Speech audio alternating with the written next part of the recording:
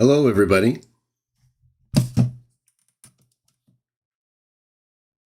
Nice to be with you all again for the second day in a row. I hope you're having a nice weekend. Hope you enjoyed yesterday's show. Of course, we kind of ended in a burst of insanity because of insanity. It happens, especially with insanity, right? So we just have to deal with it, and we did, and it was awesome. Right? That was awesome. Although insane at the end, but even that part, right? Just it was like seeing it was like seeing Mini Sam in there going bananas, right? And that's what it was. So awesome and terrible at the same time. The spawn of Sam. But it all fit together perfectly, right? It was awesome. You didn't answer questions, just like Sam, right? You answer all his questions, he doesn't answer any of your questions. What a pervert. He did actually answer the one Jehu question, right? But he didn't see the relevance and the association and thereafter ignore me because he's a pervert. Either way, we're not going to get into that too much, but it was just, what we last dealt with. So if you were there, you know what I'm talking about. Either way, when we talk about the Trinity, like I said yesterday, it's often conflicted, controversial, because that's just the history of the doctrine, and it always will be, because it's not taught in the Bible explicitly. And Trinitarians, when they cite it, they have to change all kinds of meanings in the text, and it gets frustrating, Frustrating for anybody, it's not just Trinitarians. I'm sure they think that about us, right? So everybody has this sort of shared frustration with many doctrines that we don't agree with and that divide us, And that's just the way it's going to be. It would be nice if we could work more together, not have this just radical series of divisions that I think play right into the dragon's hands. Well, we know they do, right? That's the whole idea. The more divided we are, the less effective we'll be. It's pretty simple. That's why I believe he became like a lamb. What better place to hide, right? Than the place the master and his followers don't want to see damaged at times, Even though we disagree, with large elements of Christianity and the Dragon Church, even then, right? Think about it. If you actually saw all these churches, Protestant or Catholic or any of them, Watchtower, more any like Christian denomination group, church buildings in particular, what I'm talking about, but obviously the people associated with them. If you saw all those like going down, right?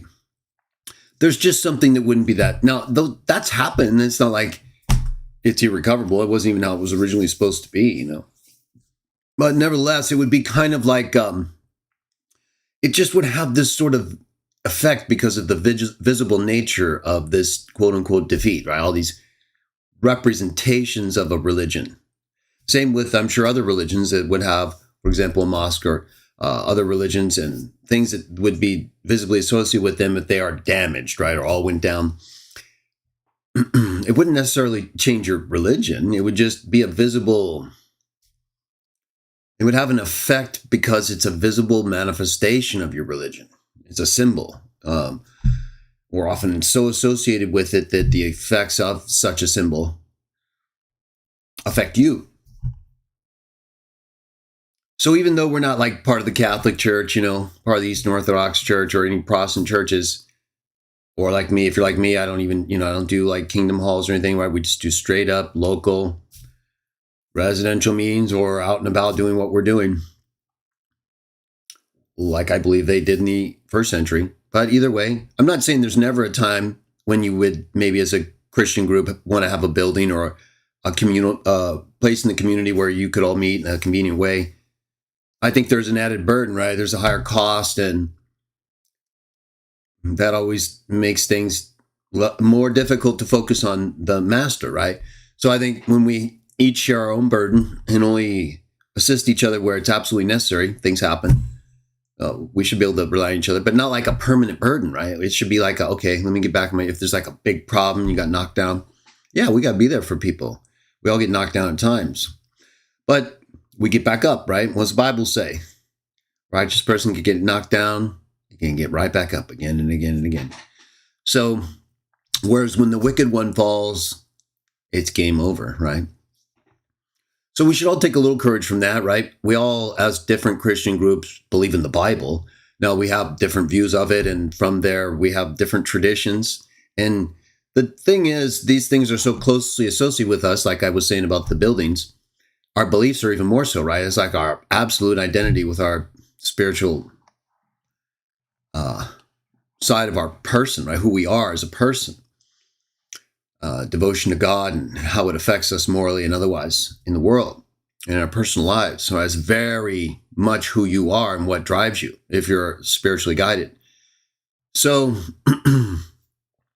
when it comes to different beliefs, Trinity or pre-existence,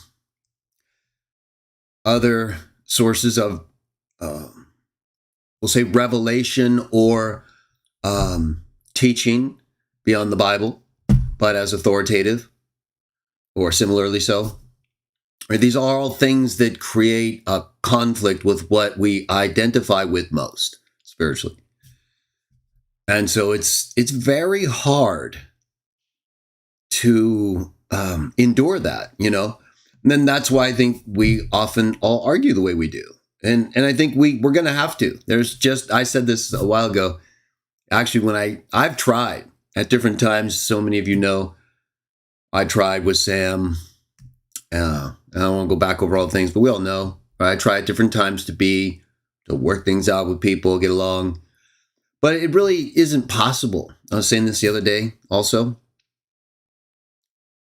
Because of that thing I just was talking about.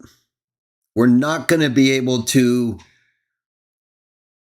allow our identity spiritually to be threatened the way it is now and get along. So is there a solution? I mean, is it just game over?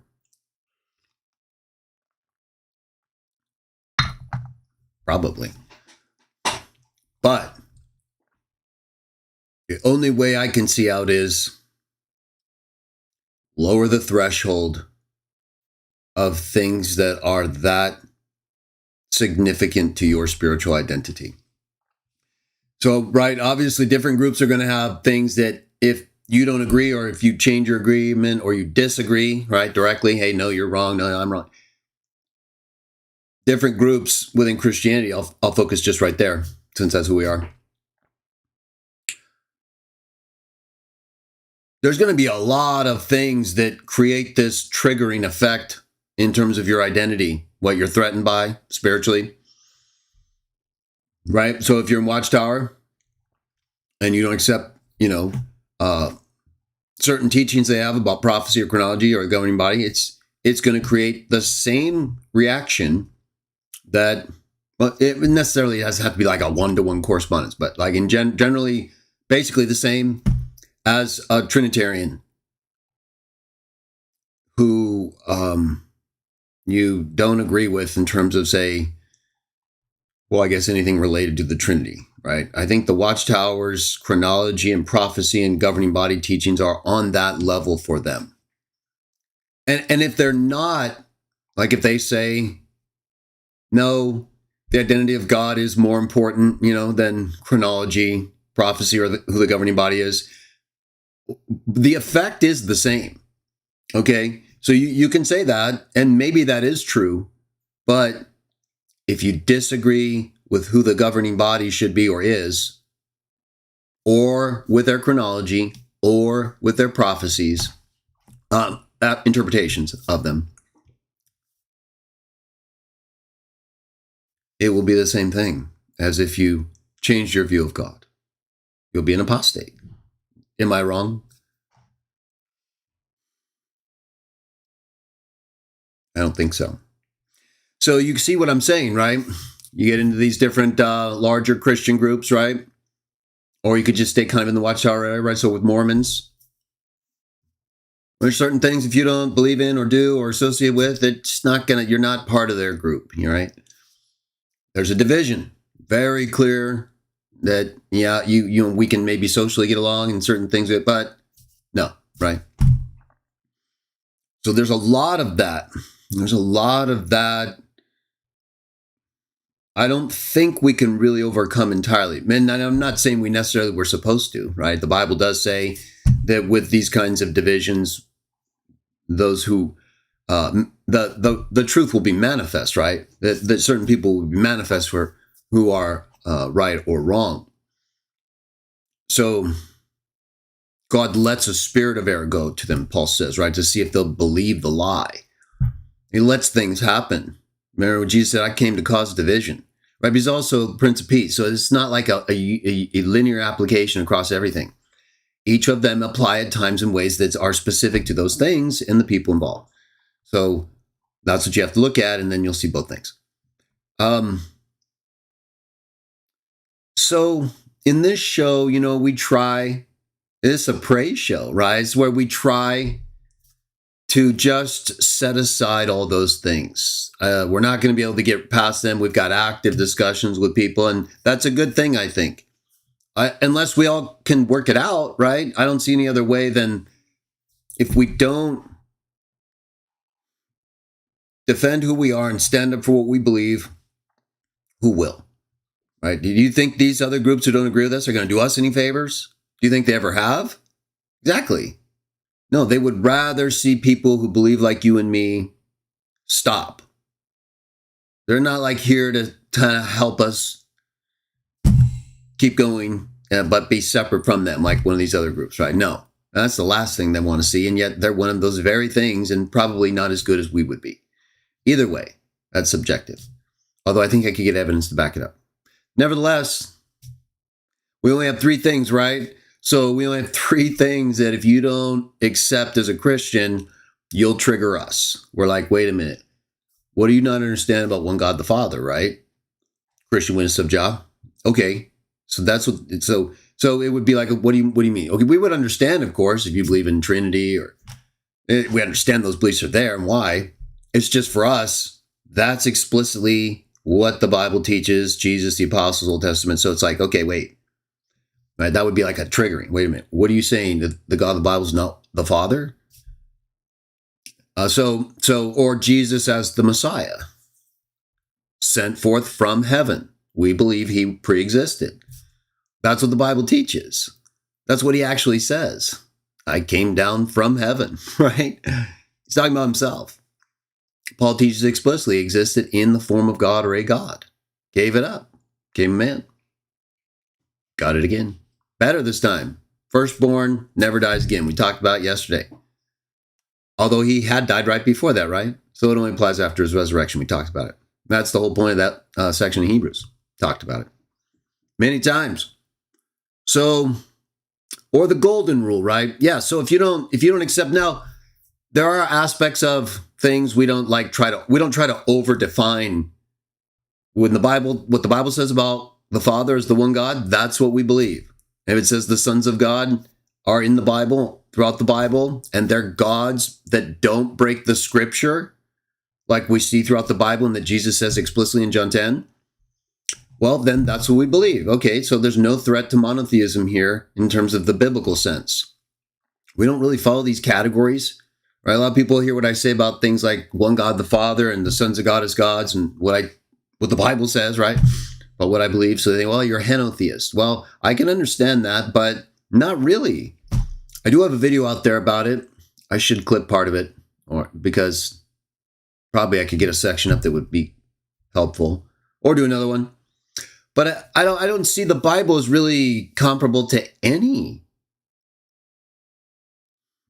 other religion, because unless you can show me a religion that has one uncreated God, Almighty, that then has other spirit sons. That son meaning a created spirit, born from him, not in a physical sense like we are born that we know, right? It's metaphysics. This is the language the Bible uses. So I'm not like adding, I'm just using what it says. If you don't believe the Bible, well, that's okay. I understand. Right? Muslims prefer the Quran over the Bible. I understand that. So I don't expect them to give priority to the Bible when it comes to these sons of God, right? But that's why I believe it. It says it. It's a historically defensible position, and in manuscripts over a long period of time with different periods of these peoples, and that are identified in the biblical culture and history as gods, sons of God who are spirits like their Father, the uncreated Almighty God. So those sons of God only do what the one God does and says. That's it. All right, unless like in Revelation or in Zechariah, they break to explain things, right? Related to what they're there to do. Speak for and ask God. Whole video on it, several in fact, it's real clear. So unless you can show me another religion, a henotheistic religion, where there's one main God and a bunch of other lower gods, that's not what I'm talking about. Not really. It kind of, well, let me continue, right? So we have one almighty God, the Father, the one God. Then you have the sons of God, gods who don't break the scripture according to Jesus, John 10. So they only do what he says and act as him, not other gods, right? There isn't really other gods. There is and there isn't. And I'm not being dumb. Think about it. In one sense, if they're all acting for and as the one God, then that's the only God there is. That's exactly how it's supposed to be, by the way. What happened was Satan started this whole other gods because he started doing his own will. And when he did that, he was no longer speaking for and as the one God. There was another God now. He became the God of this world and not the one God. So, in the sense in which the sons of God are positively identified as gods that don't break the scripture in the Bible, I don't believe that's classical henotheism, because they're only acting for and as the one God. So you would have to show me a henotheistic model that isn't like that. However, that's why I say it isn't and isn't. Once Satan became another god,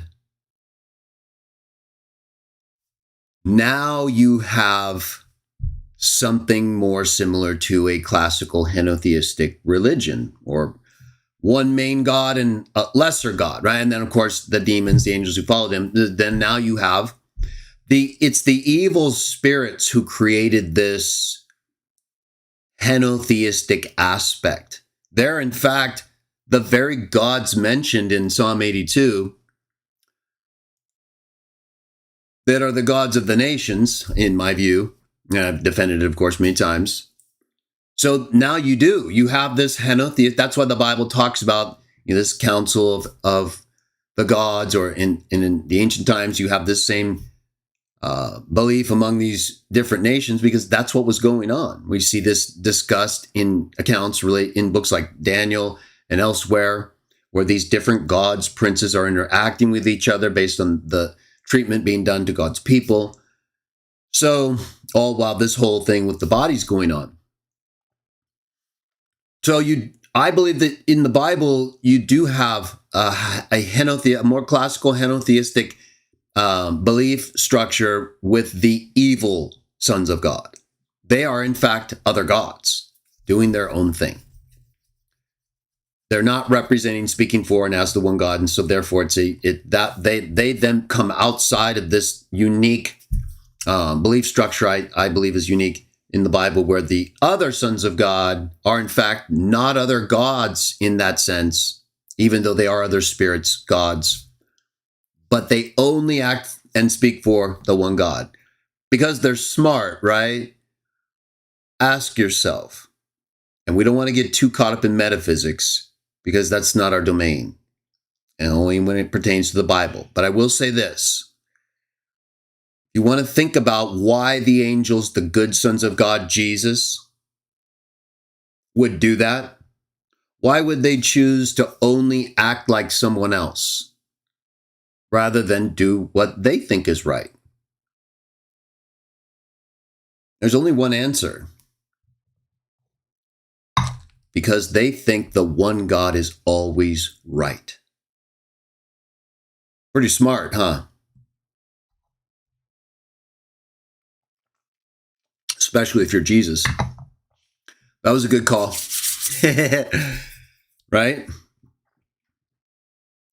So we have to remember that. They know if you follow the one God, you'll never be wrong. If you follow your own way, he has to be wrong for you to be right. Think about it. Now that's what Satan effectively was saying. You can see why too, right? You get these are spirits, they get familiar with the Yahweh. They are like him, right? They're right there. So there's a comfort level, like we see develop also down below. Right? It just makes that easier to happen if that's your desire, right? That's where then you would know Yahweh, right? He would be very loving, very kind, everything, right? So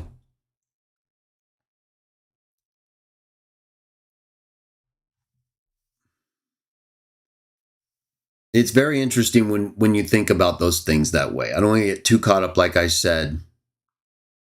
But you could see where Yahweh would make it easy for Satan if he wanted to be evil. Why not, right? Because he's not thinking he's ever going to be that. So all it takes is for him to want to be that. It wouldn't be like difficult if he wants to. Then if he wants to, he starts doing it. Now he's doing it and it's easy to do, right? Just do what you want is what essentially I think he started to do. It became easy to do. And so he just kept doing it and started to believe that was the right thing to do. Believe in himself and in what he wanted to do from his own, right? Not follow Yahweh anymore. Not be like the one God anymore. Not believe that the one God is always right anymore. Think about that. That's a pretty heavy thought, but you can see where it would happen, right? Where it would be, if they dwelt on it long enough and that was their desire, they would think, okay, maybe he's not always right, right? Maybe I'm right. And that's essentially exactly what he says with respect to Job, right? So it's a question of, these beings are on another level, right? They're thinking in ways that we don't experience in the full extent that they do. It's a bigger deal to them in ways that for us, comparatively, we'd have to dial it down so we would have but it would be for them, right? Their level of being and existence and comparative lives, whatever that is, right? However they do what they do. And we have some descriptions, but again, I don't like to get too caught up in metaphysical thinking, just the extent necessary to talk about things with you and explore the Bible. But, Trinitarians and others often get us beyond that, so it's easy to do. Nevertheless, we try to have these praise shows, right? Because we get caught up so much in all the stuff I was talking about earlier, the division, the stuff that divides us, right? Our differences. That gets the lion's share of most of our time. Probably in many ways for good reason. We have to stand up for what's right and figure out what's correct, I guess. And so we don't want to have the expectation that everyone's just going to unite, Yeah, that'd be great, but probably not. So we have to be realistic. Try to get along, but we know we have wolves here. Okay, we saw this yesterday at the end of the show, and we'll move on to praising Jah more. And I'm not gonna, if I see a wolf, and I've been dealing with them a long time, and these guys are not our friends. Okay, even the ones who aren't like wolves aren't our friends. They're not. You have to be careful, even if they kind of want to be. Right? It's just not. It's very difficult to trust people even in your own with a shared faith. You know, it's a lot easier, but it's become so difficult because of the fractioning, right? There's so many things that people use to separate from others with. Maybe that's why at the end we'll just be done with one other person and then only one of those will get taken and one left. I don't know. Either way, we're going to praise Jah. All right, we've been praising Jah, praising the Son, right? Helping people. We're helping. We like to help people. We do argue because we have to. Because we have these problems we've talked about. We're not in the majority and we get attacked all the time. These are not our friends, everyone, okay? Even the nicer ones, yes, they're better. When it comes to their doctrine, the nicer ones are going to side with the evil ones. Yes, they are. They have the same doctrine. I've seen it enough. But we can still treat them accordingly and handle things appropriately, I believe. And just be careful, right? Don't get too comfortable with people who think you're a heretic, okay? Think you're not a Christian and you think you are. That's a big difference in perception. If you think you're a Christian and somebody else doesn't think you are, you have to ask yourself, okay, well, how much, unless you like work with this person or have school, right? You should be just casual, pleasant conversation, right? That's a pretty big difference of opinion. I don't think when you have that kind of difference, you can fully trust each other. I'm not saying you can't like live in society, but we have to be more careful and still get along with people, right? It's the world we live in, but just be a little more cautious with yourself spiritually when people don't agree with you fundamentally. I think you're going to risk losing more than you might gain over time or even immediately. So I'm going to bring up a video. Okay, I was going to do an upload, like a separate upload. Oh, let me show it. I say hi to everyone. I was going to do a separate upload. I mentioned it yesterday about the churches, Catholic and Protestant, not really the ortho pagan churches. And I mean that in a, don't take it too personal. I think you're pagan. You think I'm a heretic. So get over it. Anyway, you guys don't feature in the video I'm going to show, but it's very interesting. It was a few months ago, like 3 months ago, I think. And it was, he's an evangelical pastor. And he's done the best job that I've seen about this church issue. This declining church membership issue. Now, there's been some discussion out there recently about, the Protestants and Catholics have been going back and forth, right? It's over, right? It's the end of Protestantism, right? It's the end of Catholicism, right? And then, and I saw even Kelly kind of talked a little bit about it. He's kind of championing the Protestant side. Also, I saw Kelly put up a notice on 1 John 5:7. We talked about Kelly and 1 John 5:7 and Cyprian yesterday. And, I took issue with Kelly's prior video about Cyprian's use of 1 John 5:7 and what I perceived to be Kelly over-excitedly believing that Cyprian provided a basis for the reading in the KJV, essentially, even though it doesn't say word, it says son. But either way, it's close enough. And so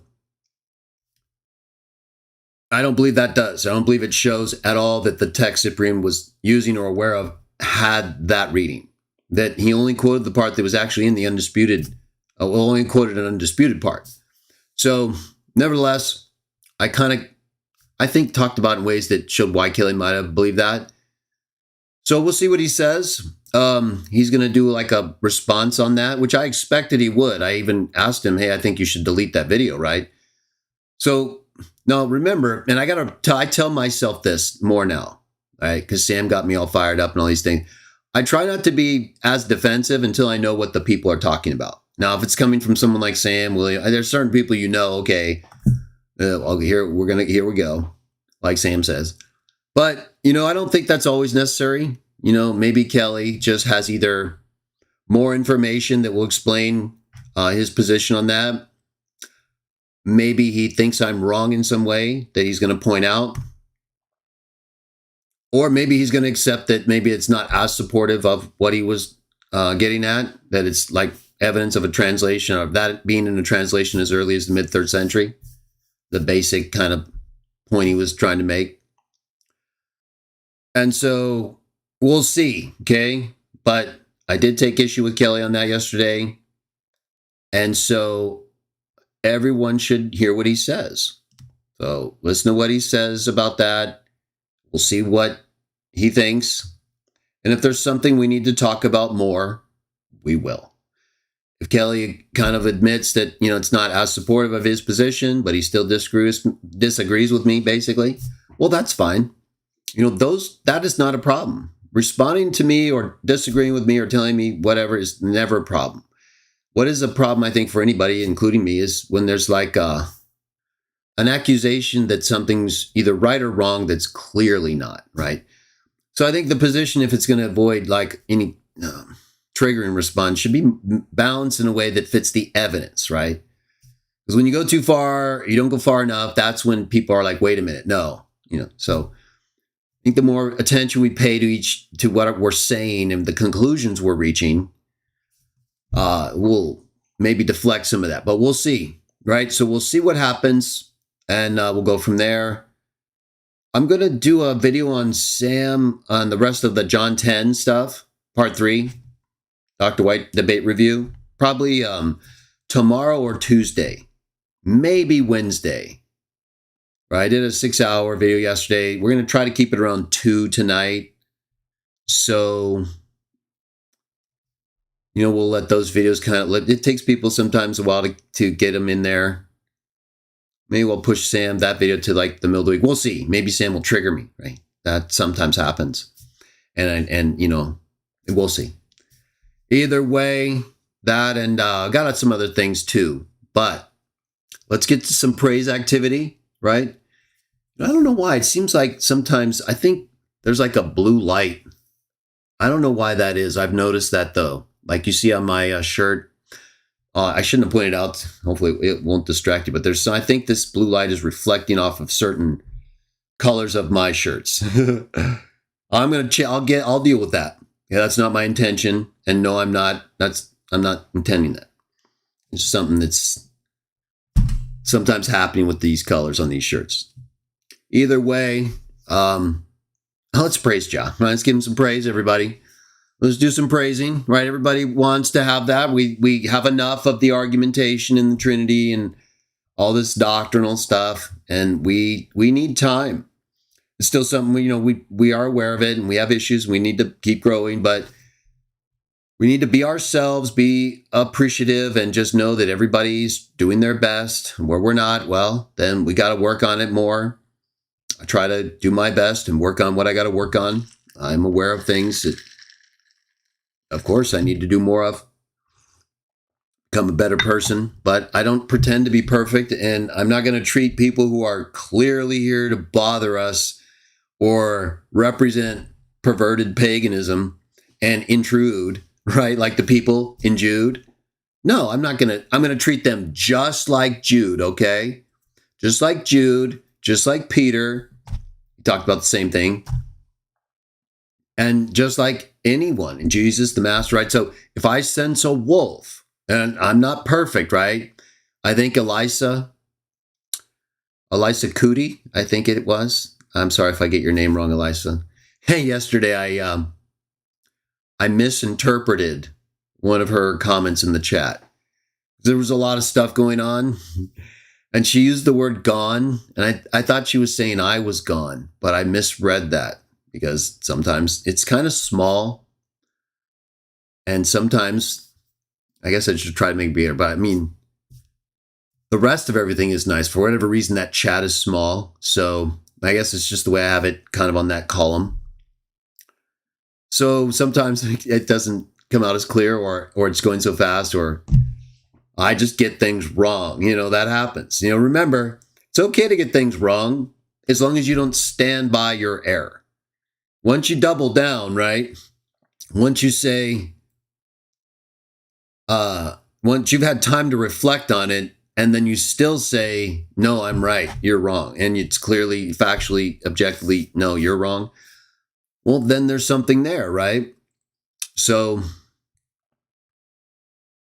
I think it's important that we all have a balanced perspective, because none of us, we're all just humans and learning a lot, but we get to these points where we have these comparative expectations, right? Different people have studied and learned different things over time, and it is reasonable to expect things from people as they learn and gain experience. But, there's a lot of things that happen. A lot of people engage in ways that, in these more informal discussions and things, so I don't like, for example, if people out there make a mistake, like whether Kelly or God Logic or even Sam, if they actually said, hey, yeah, I was wrong there. I still disagree with Greg, but yeah, I was, and that's a good quality. That's a good thing. Now, it's going to be hard for some of them, right? You think God Logic is going to be able to admit he was wrong on Hebrews 11:26 after all he did for it? I mean, it would be a good sign if he said, hey, I've reevaluated this, and it really doesn't say that Moses was afraid of the Christ here, but that he valued the insult of the Christ, or being the Christ, more than the treasures of Egypt. And so it really wasn't making the point I was trying to make with Alex. That would be hard, right? Because he's got that public Q&A with him. Then he's got the follow-up discussions. But he's a Christian, right? And when you make a mistake and you err and you misinterpret a text publicly with someone who's not a believer, right? You're engaging this guy with a misinterpretation. How does that make us look? I think it makes us look stupid, right? He's an atheist. Doesn't have really, I mean, he's not stupid, that's for sure. But we're supposed to be the ones, right, who understand this stuff. Do we have the Holy Spirit or not? Does God Logic have, what's going on here? That's the kind of questions it creates when you do this stuff and you don't apologize. Now, if you apologize because we do all make mistakes, then if God Logic were to do that, he'd have to say, hey, I don't know how he's going to do this, right? How is he? Well, it's his problem. But if he did, right, that's a good thing. When I make a mistake and I can clearly see that, that's what I do. So, because I don't see any value. Now, sometimes there's differences of opinion over what's wrong, but I'm talking about, like, no question about it, this is not what you said it was, right? This is not what's happening here. Moses is not afraid of what Jesus is going to do to him right at that time because he's pre-existing as the Christ. And he's going to be angry with him, right? That doesn't fit that at all, because it's a comparative description of things where he prefers the very thing God Logic says he's afraid of. He actually wants that to happen, right? That's what it means. I mean, he can say what he wants, but I mean, it not only does mean that, but there's no way you should be making an argument like that and everyone collapsing over it when it, at most, right? I mean, it's not even possible. What he was saying, his actual words, that he was afraid of the Christ and he didn't want to be disgraced by the Christ. He was looking at it as Jesus actively treating him when it was Moses regarding the treatment he was going to receive as something he thought was better, right? More important than all the wealth of the treasures of Egypt. So, I don't know, right? It just shows you shouldn't really be getting involved in these levels. That's why the Bible says, right, in Philippians, do all things apart from arguing. And look at how much arguing we do. Mostly us, because they keep telling us we're heretics and we're wrong, and, we have to, fight all the time. We don't go invading their stuff. They invade ours. Or feature us first, and then we have to respond. Either way, I'm not saying it's always wrong. My point is, it's not a good thing to argue unless you really know what you're talking about. And if you and even if you make a mistake, you know what you're talking about, you got to acknowledge that, okay? So people don't think less of you. They don't think you're not being honest. That's worse, right? Don't you think it's worse when someone's not honest versus just not knowing something? There's all kinds of things we don't know. But when you're not honest, right, that's like that's like your deliberation. I'm going to lie here, right? Not knowing something is just a reality of what you've experienced. Lying, being dishonest is a deliberation you make and followed by an action, right? It's something you're intending. So I think that's important to consider. We're going to praise Jah. Let's see who's here. Jacobson, good to see you. I got a little upset. Josh, there was a Joshua, I think, Pickman yesterday. I forget his last name. I'm sorry. But, there's just certain things we do need to raise the bar a little, right? Because I can't be constantly having to account for your weakness, right? Who's going to strengthen me? Like Paul said. So when you constantly ask questions that you can easily answer, or if you're not taking the time, right? Like yesterday, we were talking about Psalm 45, and I think Joshua Pickman or something like that. Just wasn't thinking about it long enough. He would rather ask me, well, what do you mean he's going to be forever and ever? Well, yeah, see, all these princes sent throughout the land, and the psalmist who's talking, because it's a prayer, it's a song for the king in his wedding. So he's going to be overdoing it in many ways because, well, he's the anointed. He's the main one. It's Solomon. Right? We saw in 1 Chronicles 29:20 how important he is. So, I mean, he built the temple. He had the wisdom of God. Look, I think a lot of people just don't appreciate the people in the Bible the way the people in the Bible did. And then you listen to these later Trinitarians and others with this same lack of awareness or appreciation, and you don't understand how these things could happen. Well, because you're listening to all these later people. The Bible's telling you right there what was happening, right? It's like with the divine name. Like, how do you not understand what they were saying? It's all over the place, right? The mass of the best and most ancient evidence in a phonetic form in Greek is all over the place. What is it you're not understanding? And the connection with the Aramaic and Hebrew is pretty clear to me. But either way, in terms of what they were saying, everybody tells us that. So what are you saying, right? Where are you coming up with all this other stuff? Why aren't you following what it's like everyone's telling you back there when they were actually saying that name? Oh, I guess you just think they're lying, right? Oh, but they're all agreeing over different periods of time. Okay. So, there's just certain things where it's like we can't make progress. Like I was saying also with 1 John 5:7. It's like it never ends, right? Remember, I've said many times, you could stop any Trinitarian discussion. We're back on 1 John 5:7. How about that? And there's nothing new that's been found. You understand? So I told you, it doesn't matter. It doesn't matter even what we say now. It won't matter what we say tomorrow. It won't matter ever until it's over. It will always come back around because they're not trying to change. They're just trying to argue and maintain. And so it's frustrating, right? Of course it is. Is the dragon alive or not? Do you think the dragon is doing anything today? Well, if you're a Christian like me, then of course you do. What would he be doing? He'd be fighting, killing, lying, probably lying number one, right? Corruption, deception, division, confusion, right? It's not that hard to see what would mark his activity.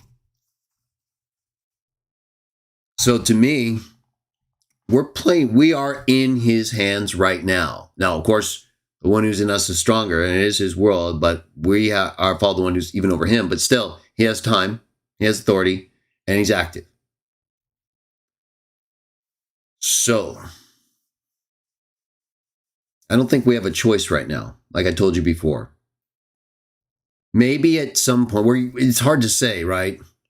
There was just too much going on, too much confusion. Sam was going insane. We tried to get away from it at once. He kept coming back. Everyone was, so it had to be finished, at least to an extent where we could say, no, we've been down this road enough, okay? And to come out of that knowing that we didn't take any hits. None of our arguments, nothing we said has been dented. Can you think of anything? I can't. It only looks to me like we've gained strength, reinforced our positions, taken away credibility from their arguments. They're just on autopilot and repeat right now. Infinite repeat and autopilot. Or these new kind of twists, right? Where they try to see things that don't really seem to be there, like with Cyprian and 1 John 5:7. So there are those things. Nothing's going to change, though. There's not some magical art. Nothing's going to change from what's already been said. It's just who's going to say the next repeated argument, right? And that'll be what's that the people are going to review next, or we haven't seen these things next. And so it's like this ongoing conflict that we're maintaining because we believe the other side is wrong. So that's what I mean by we're in his hands right now. He has us divided to the extent where we're fighting each other nonstop. Exactly like he was doing with the Dragon Church from the beginning. Right? If he gets us to fight each other, that's going to make it harder for people to believe and or agree. And what does Jesus say? If two or more agree in my name, there I am. Two or more agree, it's going to happen, right? Well, we can't even get two to agree nowadays and make things happen. That's what I mean. All right, speaking of what's happening.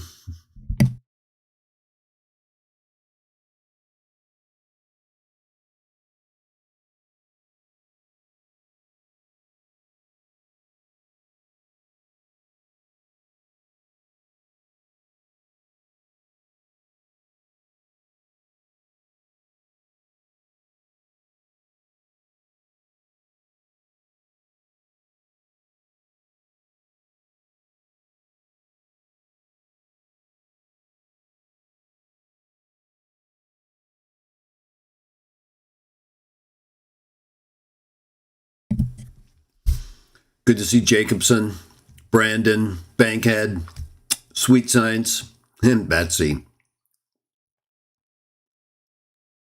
Praise job, Bankhead.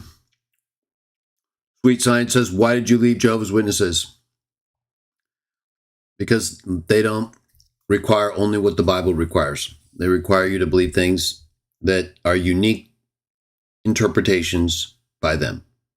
And they've been wrong so many times, there's no reason to believe they won't be wrong again on those very things, chronology, prophecy, or even other speculative matters like uses of blood and things like that, right? So they require absolute submission on all of these things without biblical justification. The Bible doesn't require that we all accept their interpretation of chronology, for example. In fact, Paul tells us we don't need anything to be written to us, but they can't stop writing about it. So there's some of your reasons. Do I believe in polygamy? And Michael is Jesus. So the Bible teaches polygamy, right, all throughout, except in the New Testament, overseers are limited to one woman, right, one wife. I have 2 videos out there. I probably will do a third, add some new stuff and kind of summarize the main points in those 2. I should do that, huh? So the Bible is not against polygamy, but the Bible does tell us to submit to the authorities that God has placed in Romans. And as Christians, we're not supposed to resist the elements of this world that God has set in place and created through the Son in order to maintain things as they are until this time is finished. So if the government you live in prohibits polygamy, the Bible doesn't say you have to practice polygamy, right? It doesn't make polygamy or more than a man having more than one woman.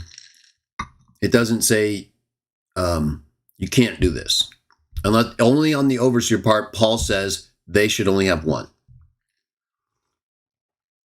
Now, there's several reasons why that could be. Either the Roman law that was the same, and they didn't want to create a conflict with the Jews and others who clearly had more than one wife.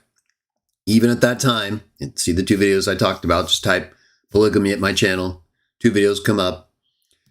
But because we are to submit, right? So if you're an overseer and you want to follow the Bible and submit to the authority of the Apostle Paul, then you should have one woman as an overseer of other Christians, right? Because you're taking care of other people. To me, it seems either because overseers were more important in their role and more visible in the community, and so Paul didn't want them to be at odds with laws against polygamy, then it's potentially that, or maybe he just was concerned that they were too busy.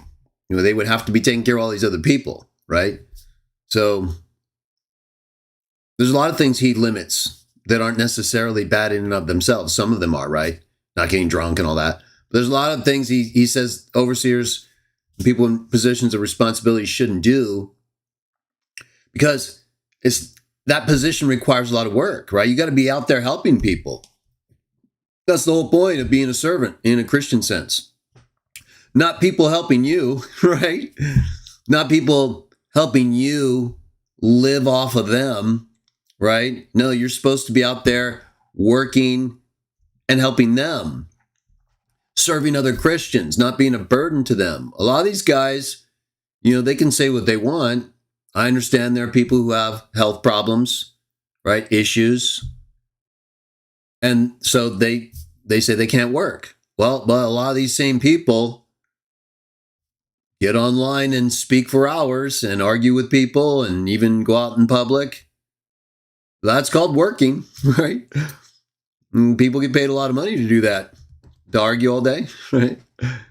So I don't know. I guess you just have to decide for yourself who's sincere and not. It's not for me, but I do know a lot of people who do this and take advantage of others. It's easy to do if you're not careful.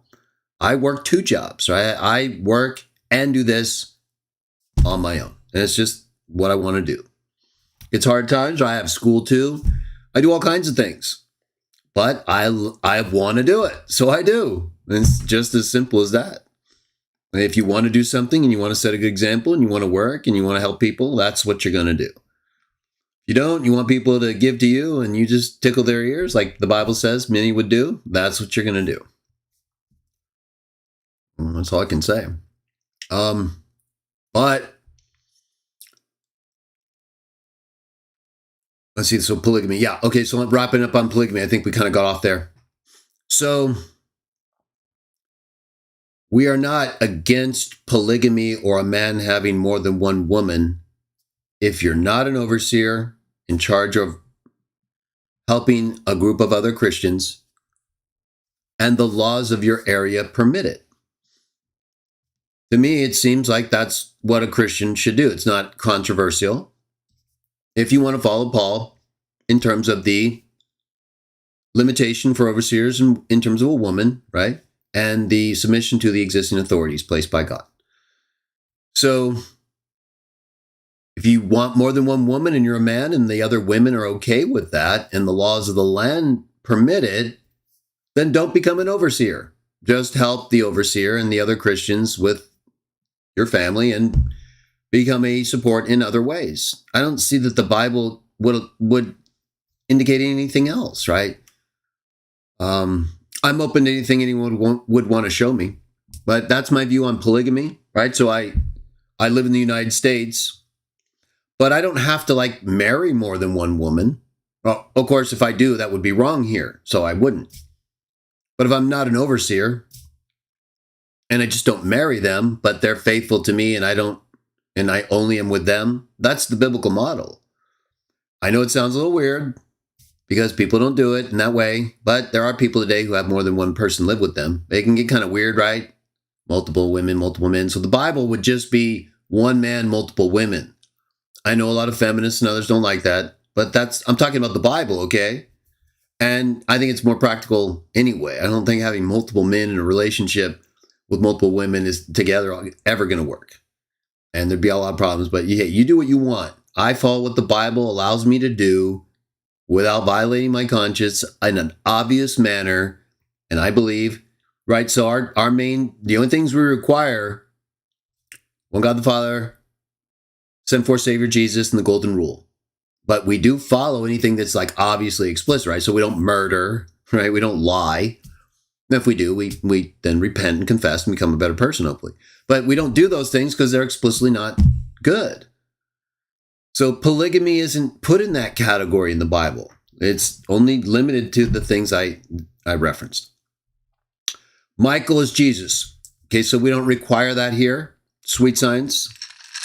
I believe he is. I believe Jesus is Michael the archangel. He's for sure an archangel. He's called that in 1 Thessalonians 4, and he's acting as that in Revelation 1:1, receiving a message from God and giving it to the other angels. That's what an archangel does. He's a chief angel, chief messenger. So I believe he is Michael. I believe Jesus is the angel of Yahweh, who is Michael in the Old Testament. I believe the angel of Exodus 23. I have videos on all of this, okay? But quickly, Exodus 23, that angel who's appointed to lead the Israelites, I believe that is Jesus. That's Michael, the Prince of Israel, like he's described in Daniel, and the Prince of the army of Yahweh, like he's described in Joshua 5. So I believe that is Jesus, and Jesus is Michael. That's why Jude says Michael is there arguing with Satan over Moses' body. That's where the angel of the Lord is, right? He's the angel appointed next. That's Michael. So I don't see where the angel of the Lord fits in with Gabriel and Michael and Daniel. Right? It just says there's only one hand holding fast with me in this is Michael, Gabriel says. So where's the angel of the Lord? Right? You mean he just was appointed and then Michael took over? It doesn't say that. And Michael's all the way back there with Satan and Moses' body. So he's been with them, I believe, the whole time. He's that angel, the archangel who led them all the way and was the Son of God that God used to oversee his people, because it was through that very people, the body he would inhabit would be born. So he was the one overseeing all of this for Yahweh, right there, knowing that he was the one going to inhabit that body that came through these various lines of the sons of Israel. So you can see why things are so serious, right? He's the one who's got to come and live in this body eventually. And he's right there overseeing all of it. So when he sees them breaking all these laws, right? It's over, right? He's going to make sure they're punished. Now, of course, he's also loving like his father, but this is what will help you understand why there's so much punishment or harshness, right? This is going to live in that body. So when he sees these people through whom the body's going to come, right? He prepared a body for me.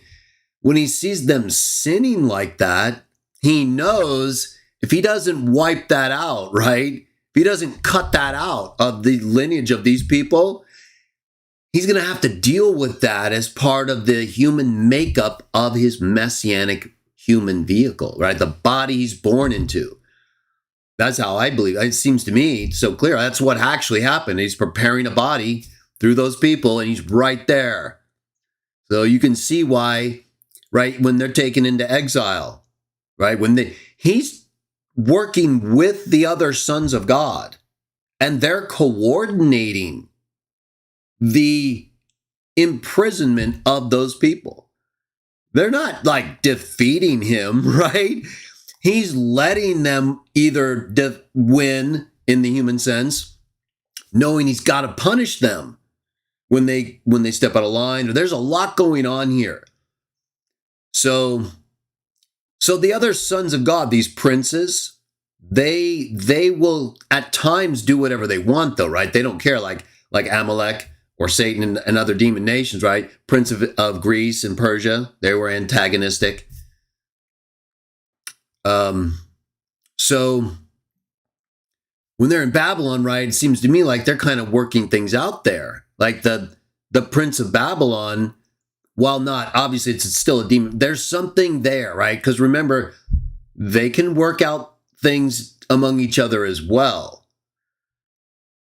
We can't really get too deep into this, but it makes sense to me. And either way, Yahweh, through his son, let those people get enslaved for that reason, to get the sin, the worst elements out of there as this body's being made. So that's why he's also guarding them there. Right? He's watching over to make sure the right ones survive. So then when they return from these exiles and punishments, it's going to be better. Then he can work through again the better lineages of these different ancestries and develop his body through in accordance with the prophecy.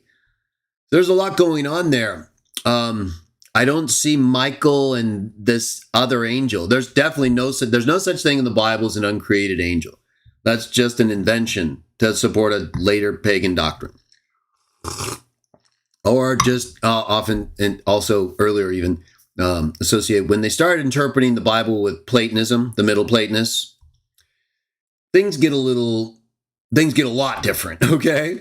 The whole realm of God and God himself and the things of God and his powers and energies, these are interpreted totally differently than the Bible. So we have to properly contextualize the discussion to proceed. Either way, let's see who else is here. Cody Waters. We're going to praise Jah, right? We've been praising. We're talking about good things. This is all praise, right? We need to praise, right? We praise God the Father. We're not going to be we don't like to publicly pray here, but we're constantly in a state of praise and praying, right? That's how we do it. But we also acknowledge the Father, right? We thank him for everything he's done, and especially his son. We want his name to be held sacred and for his kingdom to come and to forgive us for everything we've done and to protect us from the wicked one. Give us everything we need, all the drinks and feed, even William, unless he gets out of control. You know, you got to manage people. Father knows that. And I talk to him about sometimes, and he's getting better. So thank you for helping all of us, and including people who are excessive, and to give us what we need to survive. Thank you in Jesus' name. So we always should be thinking and praying, more like a conversation, right? That's better. He likes that. Father likes that. Yes, he does. I know this. He likes it when you're normal, right? Be a normal person, right? He knows. You know all the things Yahweh has seen and heard and knows about.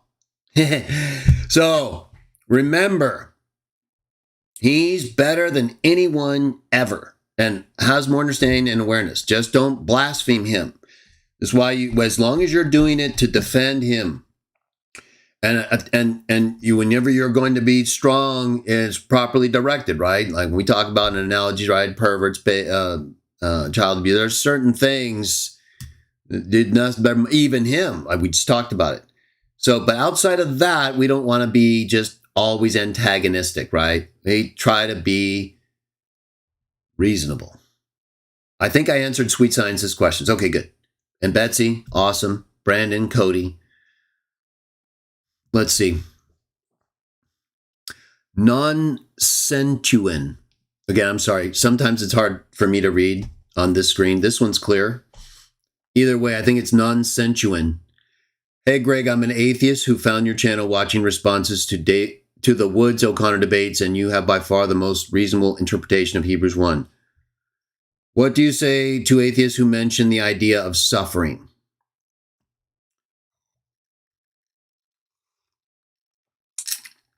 No, that's okay. He says, I apologize if I'm interrupting. No, this is, it's a praise stream. It is. But we do often, we're not like going to go into a trance, right? Or not necessarily, right? It's not like we can't. Like we believe that all these things, when you have a community of people that grows and actually demonstrates the fruits of the Spirit, anything can happen. But we try not to be hypocritical and pretentious, and get on and just act like we're spiritual. We just try to act like who we are.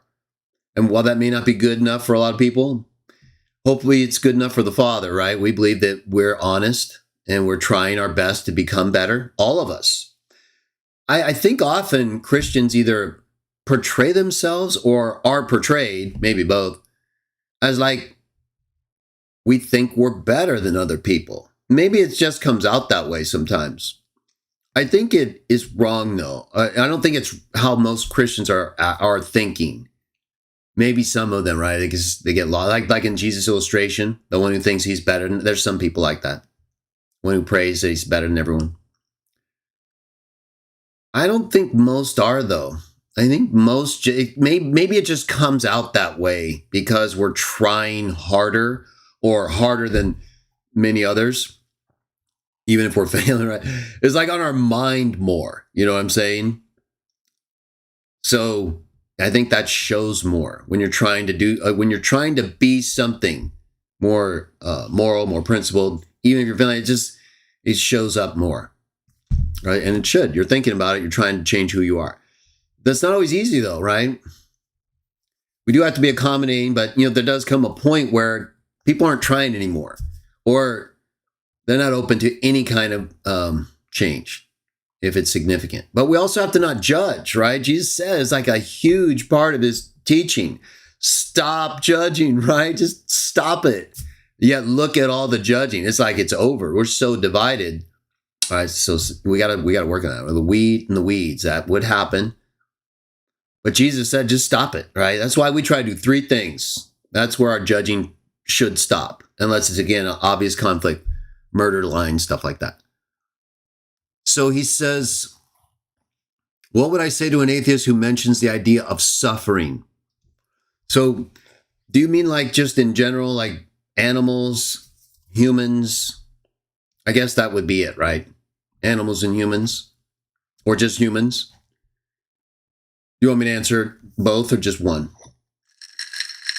I guess you'll probably say both now that I offered, right? I actually talked about the animals before. It's a video I did a couple years ago, though. And it was part of what we call an open session. I should do a clip on it, though, because it won't be easy to find by the title. And I don't mark my videos very well, some of them. I'll do better. But, so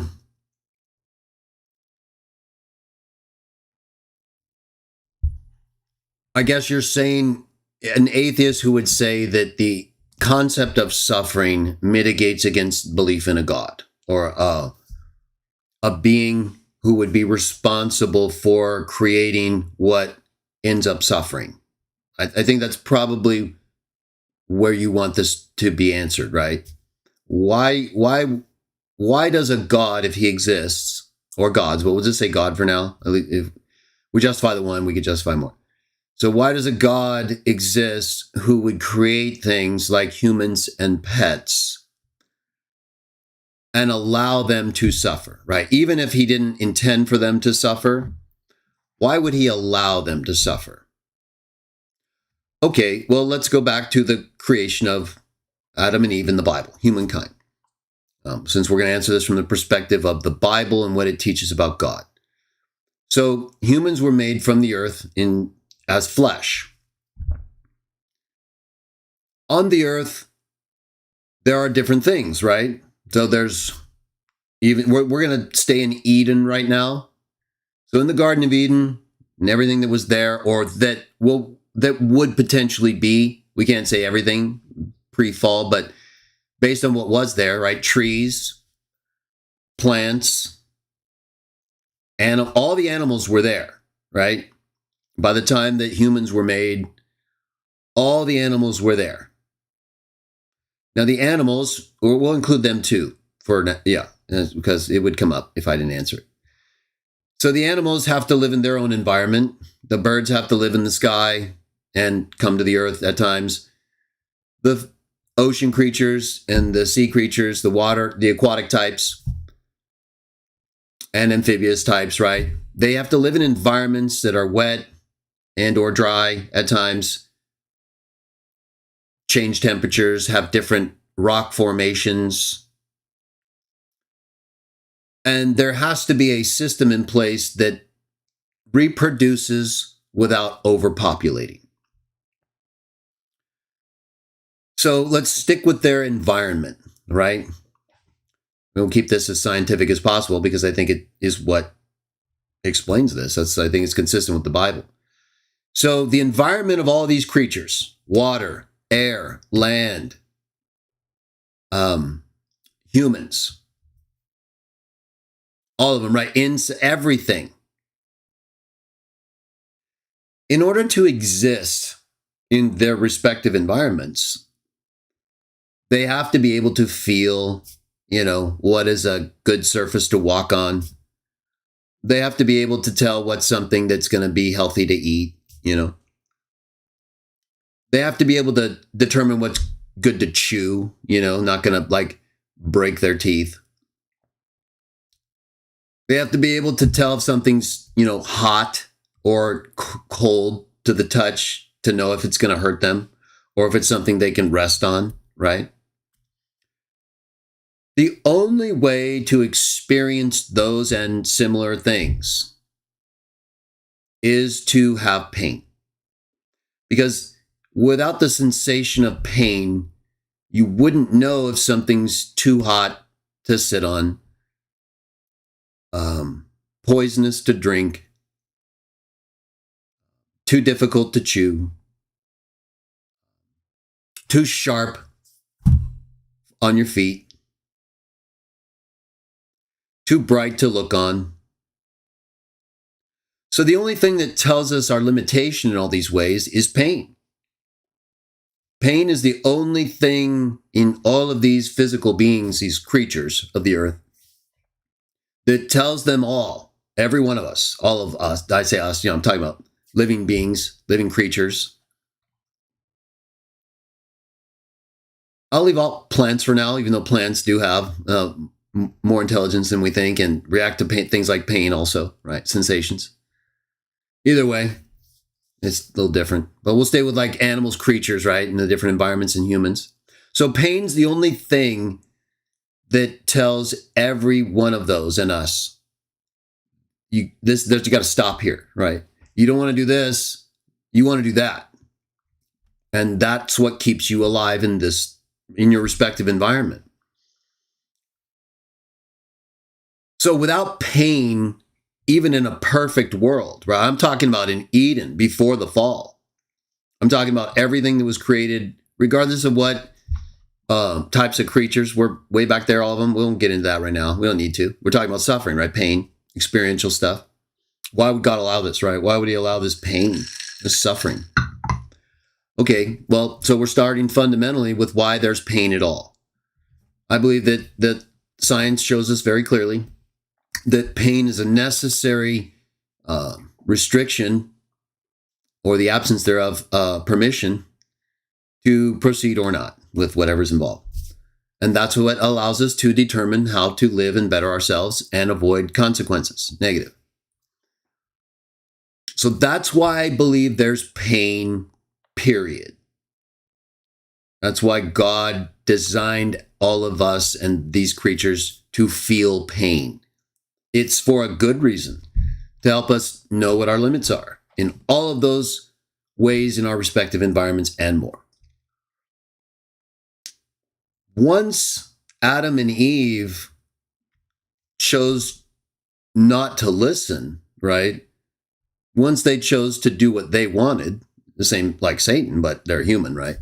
Then they had no reason to do that because everything they knew to that point that God had told them was for their benefit. So that's why the seriousness of the sin, I think, is so important. But I'll move past that part a little bit since we'll get back to the pain. So anyway, when they actually did choose their own way, what did Yahweh say? In the sweat of your face, you will live in the earth, right? You will eat the dust. He said to Cain too, but also when he was throwing Adam out, right? Well, let's go to it. Let's see what he said. But I know it involves pain, especially while we're looking up the specific words he said to Adam. When he said to Eve, right? What did he say? I'm going to increase your pain, right? And I'm not laughing because I'm happy about it. It's just, it fits the point I'm making. It's very much a part of the punishment is what I'm getting at. Not that Yahweh, and I'll explain more, is like he wanted all this other stuff, right? He didn't even want Cain to kill Abel. So it's not like he's desiring any of this. It's a consequence of him allowing us to choose what to do, which is often disastrous, right? Look at the flood. Got to the point where he's like, no, it's over, right? We're gonna redo this. It's too messed up. So pain, so we'll stay with Eden though. We'll go back to the flood in a minute. So I think before they sinned and pain was increased, let me bring you guys up, Bible Hub, that it was a necessary restriction on all living creatures in order to keep them doing what they were supposed to do. And if they felt, like I said, pain from the heat, right? I believe even in a perfect world in Eden, there would have probably been times when Adam or Eve or anybody and living creatures like pricked their finger, right? Or stepped on a rock and maybe injured your toe. You'd probably heal better, right? But still, that wouldn't be like something that would never happen, because it would be a way to alert you, hey, yeah, no, you're good on the sin part, but you just need to make sure you're walking in the right area, right? Make sure you know there's not like this little gopher hole right there, if they had those need. You know what I'm saying? Rabbit hole, literally. Anyway, so I think pain would still be necessary and was therefore, for that reason, instilled in the living creatures of the earth. So Genesis 3, so his specific words to the man, let's see. He blames her right here, right? She blames the serpent. He tells the serpent, right? He gives him pain too, right? In a figurative sense, I believe this represents the type of life and existence Satan would have now, because he basically chose to live in this world over following Yahweh, right? In his ways. He wanted to be the God of these people by telling them what to do, and they did it. That you're going to be down here with them, like a snake on its belly, right on the earth. That's why he's always roving about in the earth, right? He could still go back to heaven. It doesn't say here, it's more of a figurative representation of what he would become because of his actions, right?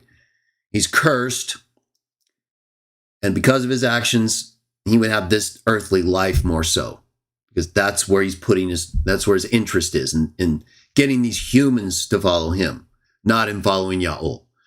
He'll put enmity between the serpent and the woman. And then of the woman, it says, I'll greatly multiply thy sorrow. We're reading the King James. And thy conception, right? Women have painful childbirths there as a result. I will greatly multiply your sorrow, thy sorrow and thy conception. In sorrow and pain, thou shalt bring forth children. And her desire would be more increased toward her husband. He would rule over her, right? So there'd be different kind of pain here, but because of their desire for each other, that is a more emotional consequence. Now he's talking to Adam, verse 17, because you listened to the voice of your wife and ate from the tree of which I commanded, thou shalt not eat of it. Cursed is the ground on your sake, for your sake. In sorrow shalt thou eat of it all the days of thy life. Thorns and thistles shall it bring to thee. In the sweat of thy face shalt thou eat bread until you return to the ground. Right, so this increase in pain for both of them, the whole human family,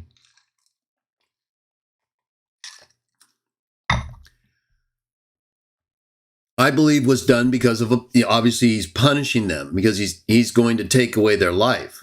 They now are dying. He's going to make sure they die, right? Because he's also the one who makes sure they live. So in order to also continue with the human family and, in my view, fulfill the prophecy of Genesis 3:15, he allows them to live until the population can become such that they die. And so they live in sorrow and in increased pain until they die with respect to raising children and living in the earth and eating its produce. We know thereafter that Cain also brought a further curse on himself and even on others who would kill him. So we have these increasing series of curses and pain being put into the human family because of sin, because of Yahweh's displeasure. Yahweh's wanting us not to keep living like this, right? The whole point of this, in my view, is that he doesn't want us to keep living if we're going to live like this. He's like he even said after the flood, on my view, he allowed us to live a lot longer before this, but eventually, even after the flood, and then the Nephilim came and things were getting out of hand. Or I'm sorry, that was before. My apologies. But it led to that, right? So he's taking steps all the way to that point, I believe, and even thereafter. But for sure, from this point, from Eden to Noah, and him limiting the age of humankind because of the condition of the earth, once the Nephilim came, or the sons of God and then the Nephilim, in my view, the children born to the women. It's not the issue I'm talking about now. Nevertheless, right, it got so bad. So if Yahweh is going to limit their age from like hundreds of years down to what, if you look up today, the average human lifespan, I think, is like 119. Let's look it up.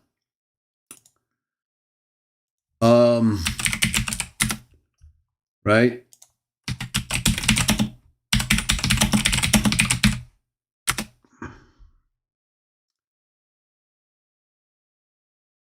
Well, I guess that's not what I want.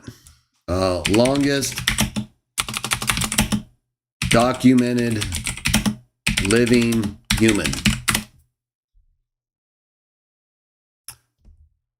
122 years old and 164 days. Oh, I'm sorry.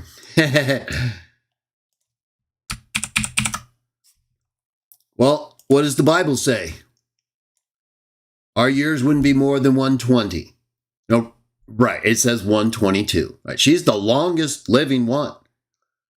And so it really is. I don't think the Bible is trying to say, yeah, once they hit the calendar and boom, they hit 120, you just immediately die. We pull the plug, right? No, it's basically that time. You're not going to go much longer than that if you get that far, which is not common, right? So to bring the human lifespan down from what he intended, you know what I'm saying?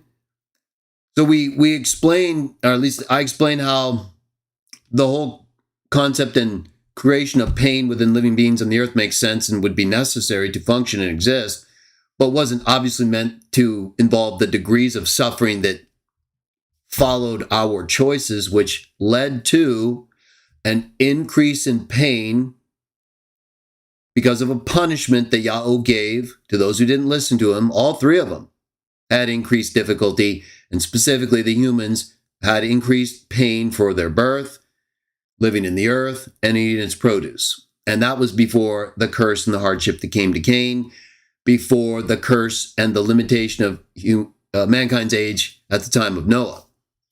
So, to me, it's like Yahweh was progressively trying to endure our badness, but just couldn't keep letting it get out of hand.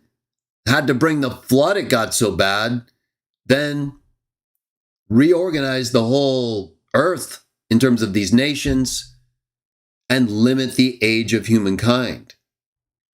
So I think that would involve a lot of increased pain over time that we see reflected in the sorrows of humanity that are not because Yahweh intended it to be that way. I think the atheist question would be absolutely legitimate if you could show that in the Bible, God intended it to be this way. Now, certain people, certain groups like Calvinists and others, they might say things like that. That's not what I believe or what the Bible teaches at all. Now, some statements in terms of predestination, foreordination with regard to the elect and certain plans of God, yes. This isn't one of them. He didn't plan for sin to occur. They missed reference texts that talk about before the world and things. That's not talking about that's talking about before that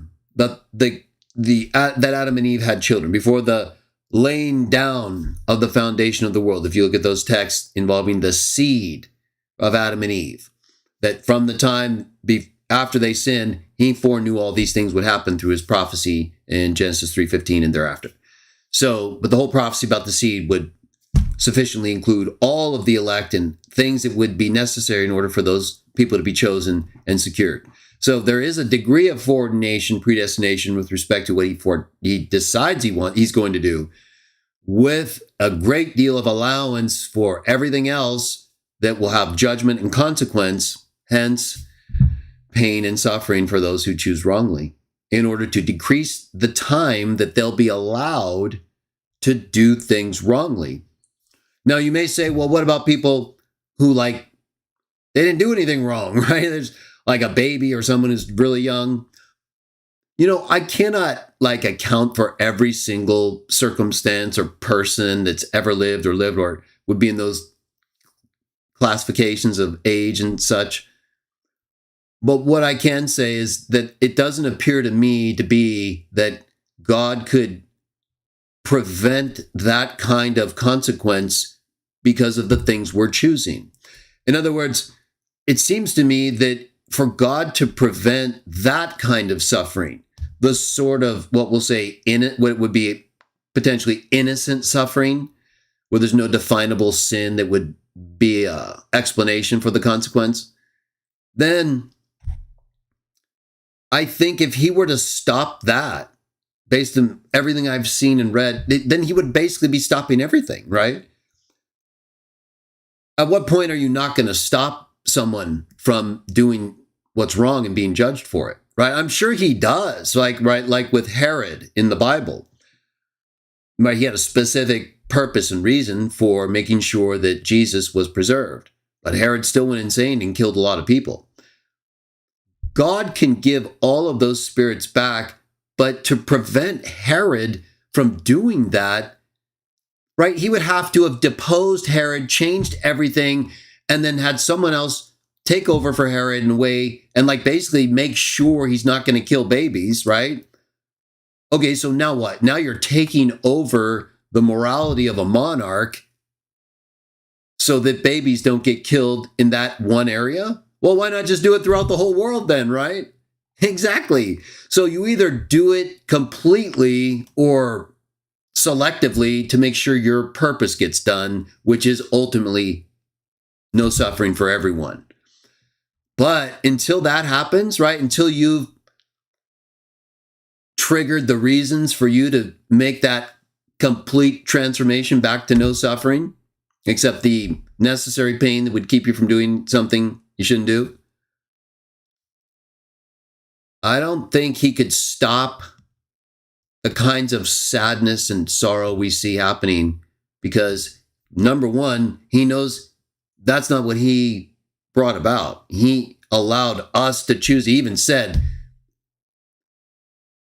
don't eat of the tree, right? He said, don't do this. But we did it. So, same with Cain and Abel. Don't kill him. He did it. Okay, so he either stops Cain from killing Abel, and now he's taking control of people's morality again, and so he's basically, he's everyone now, right?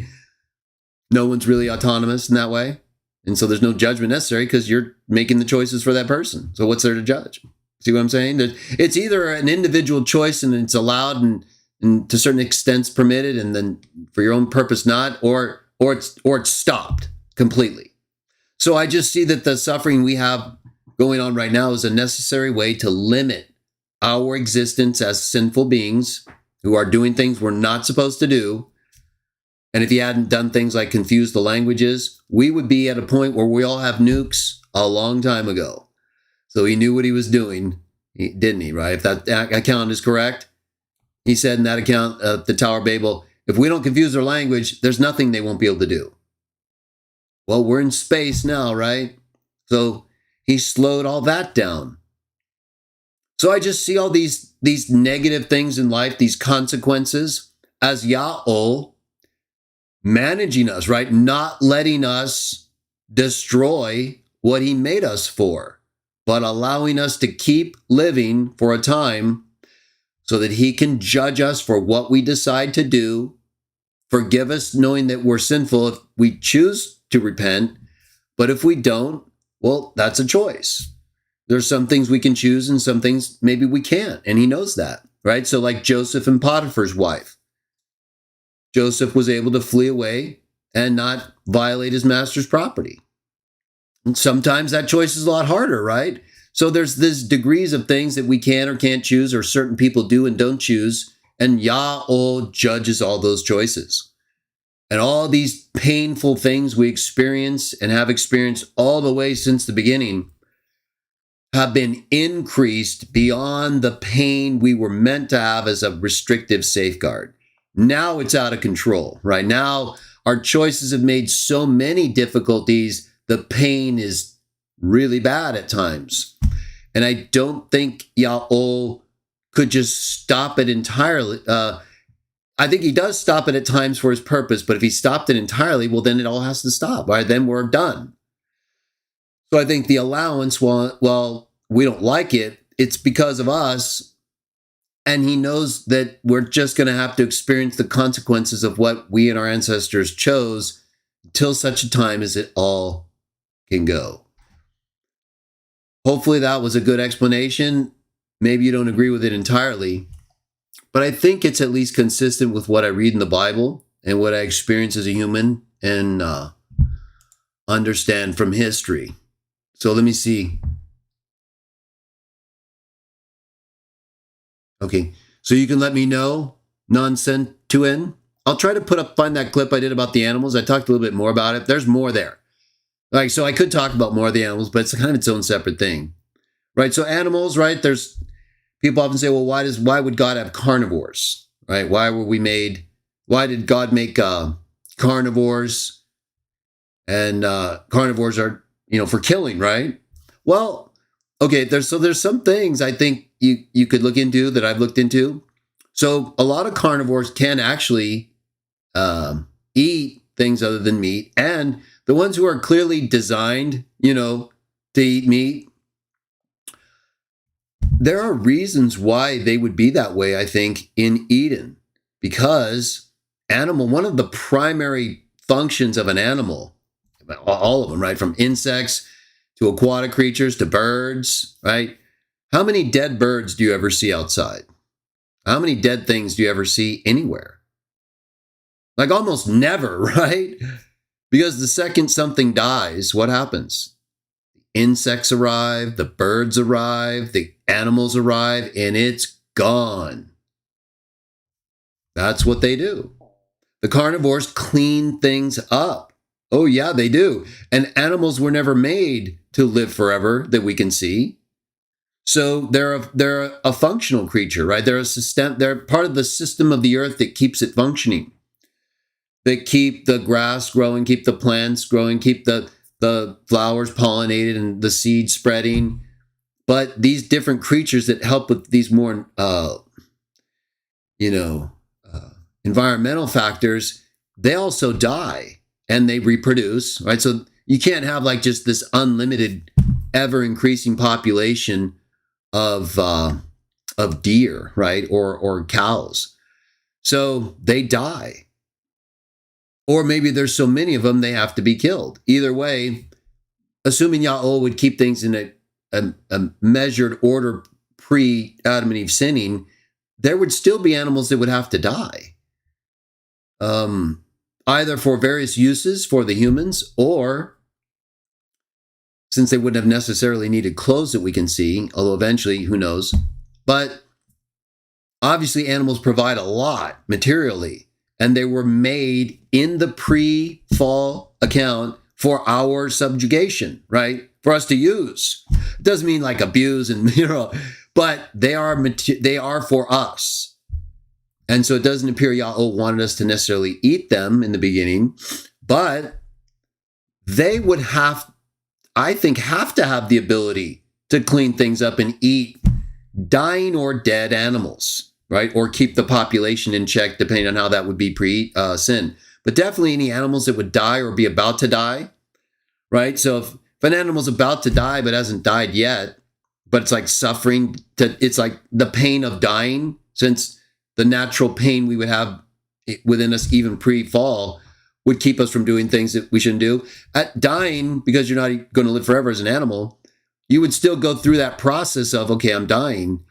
But the other carnivore could make that go faster, right? The second a lion grabs your neck as a dying animal, it's over, right? You're going to die really fast. And it just holds on and you die. I'm not saying that's great. They're animals, though. So that's Yahweh. See, Yahweh made these creatures. We don't really know what they enjoy, right? I'm not saying they can do what they want. So if they create a system that's beneficial for us and them, but that also works for the type of life that we're talking about, animals, who are we to say that it's beyond what they were made to endure? Maybe today, right? Because we're doing a lot more things with animals than probably we're meant to, just like with humans. But before that, right, I don't know that it would have been such a horrific experience for carnivores and herbivores to live together. That wouldn't have made sense. I don't see the kind of suffering inherent in a properly managed earth where these creatures would be allowed to keep things clean just like today and also manage animal populations and dying creatures in ways that would make it more efficient. So I just think there's a lot more going on there, more happening. All right, look at the dinosaurs, right? So these beings are obviously very interested in creatures, right? They make all kinds of stuff, right? So I'm sure they are very, look at the way we are with like video games, or creating computer environments. Well, that's like a microcosm of what they do.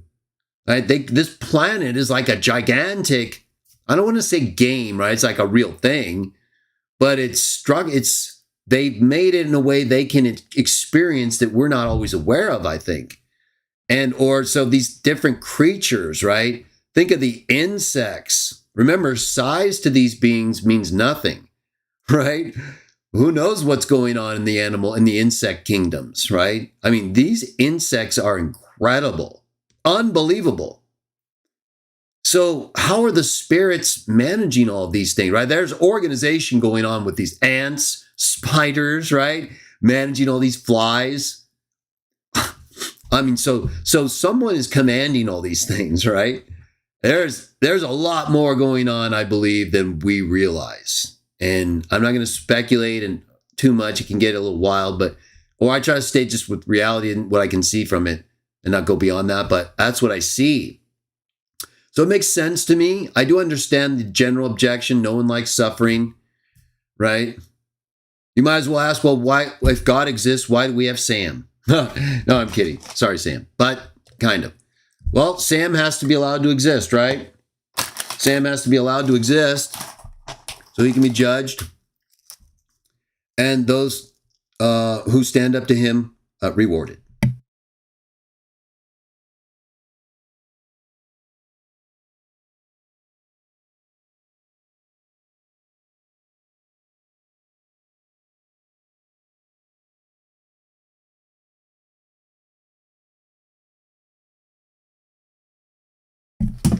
But, right, there comes a time, like the souls who were slaughtered in Revelation, chapter 6, right? And when, right? When are you going to avenge us from these perverts, right? When are you going to shut down the blasphemy, right? Well, it's not really, when you think about that, are we really enduring that much, right? We're the ones choosing to listen to Sam, right? Some things may be forced on us, but I think we choose a lot of our suffering, right? And then we complain about it. And it's not like we're really suffering usually, but there is real suffering. And so it's a good question. Hopefully I gave some good perspective based on the Bible, history, and science, and the whole concept of pain and the different stages of pain throughout the history of humanity in the Bible and why. So good question. No, we're here to praise, right? That's praising God in our view. Maybe not to you, or you're still learning, or you don't agree. That's okay. Our job is to provide an opportunity for us to talk to people who do and don't agree. Obviously, we don't want a lot of people who are here and who are disruptive, right? You were very nice, non-sentuan. You even said, I don't want to, interrupt. No, it's never an interruption when it's like sometimes maybe if I have like a specific subject, then I'll say, hey, no, we're not doing that today. But on our more general streams, especially, as long as we're just sincerely talking and we're not perving out. By perv out, I mean, we get some people here. I don't know how you say you're kind of new. So sometimes things get a little wild here, okay? Because we get people who come here and, they create a big disruption. We've got some people out there who don't like us, and we don't necessarily like them, but we don't get along. So it can get, don't be surprised if things change quickly. Like if we get an invasion, I may not let it happen today, but sometimes I'll let things go off a little because, I'm trying to help our community gain more strength, right? Gain more confidence. I may not always do it right, but I'm just doing my best. And so when I'm doing things and I got people who come in and act, like they're attacking me or what I believe, or the people, they're being wolves, right? Well, then I'm going to be more aggressive with them. Some of them I've known a long time and they've been attacking me a long time. So that's my own personal way of handling them. Either way, thank you for your question. Who else we got? Everett showed up. Good job. You've probably been here a while. I'm sorry, I just noticed you. George Lopez, good to see you.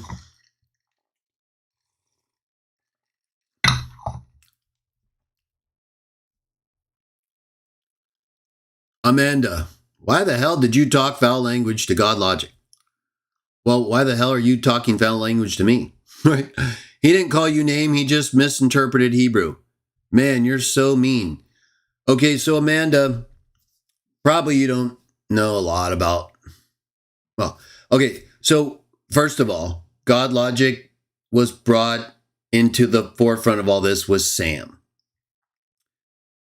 That alone means there's a problem here, okay? Sam is a very disruptive, anti-Christian pervert.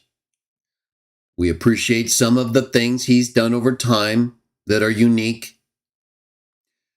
But when you rise in association with a pervert and a liar and a blasphemer, it's not going to look very good for you, right? Sam has put up horrific things about me and said horrific things about me and our mothers and everybody. Okay, when Sam and I, Amanda, had our most recent thing where he executed himself and kicked me off his show after I annihilated him, God Logic and Sam's group of butt buddies all ran around with the lie that I ran away from him, and they were putting distorted pictures of me up with tens of thousands of people seeing and thinking all that, right? And I went on live out of nowhere and I was treated terribly. Okay? So God Logic is that person. See, to you, you're a taker of faces, Amanda.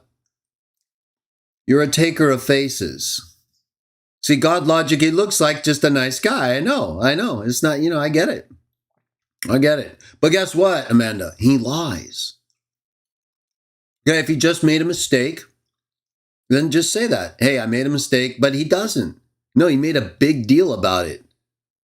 Like this proves this, right? Like he really thought it only happened one time. Okay, yeah, we make mistakes. So if you apologize for that, I won't bring it up again.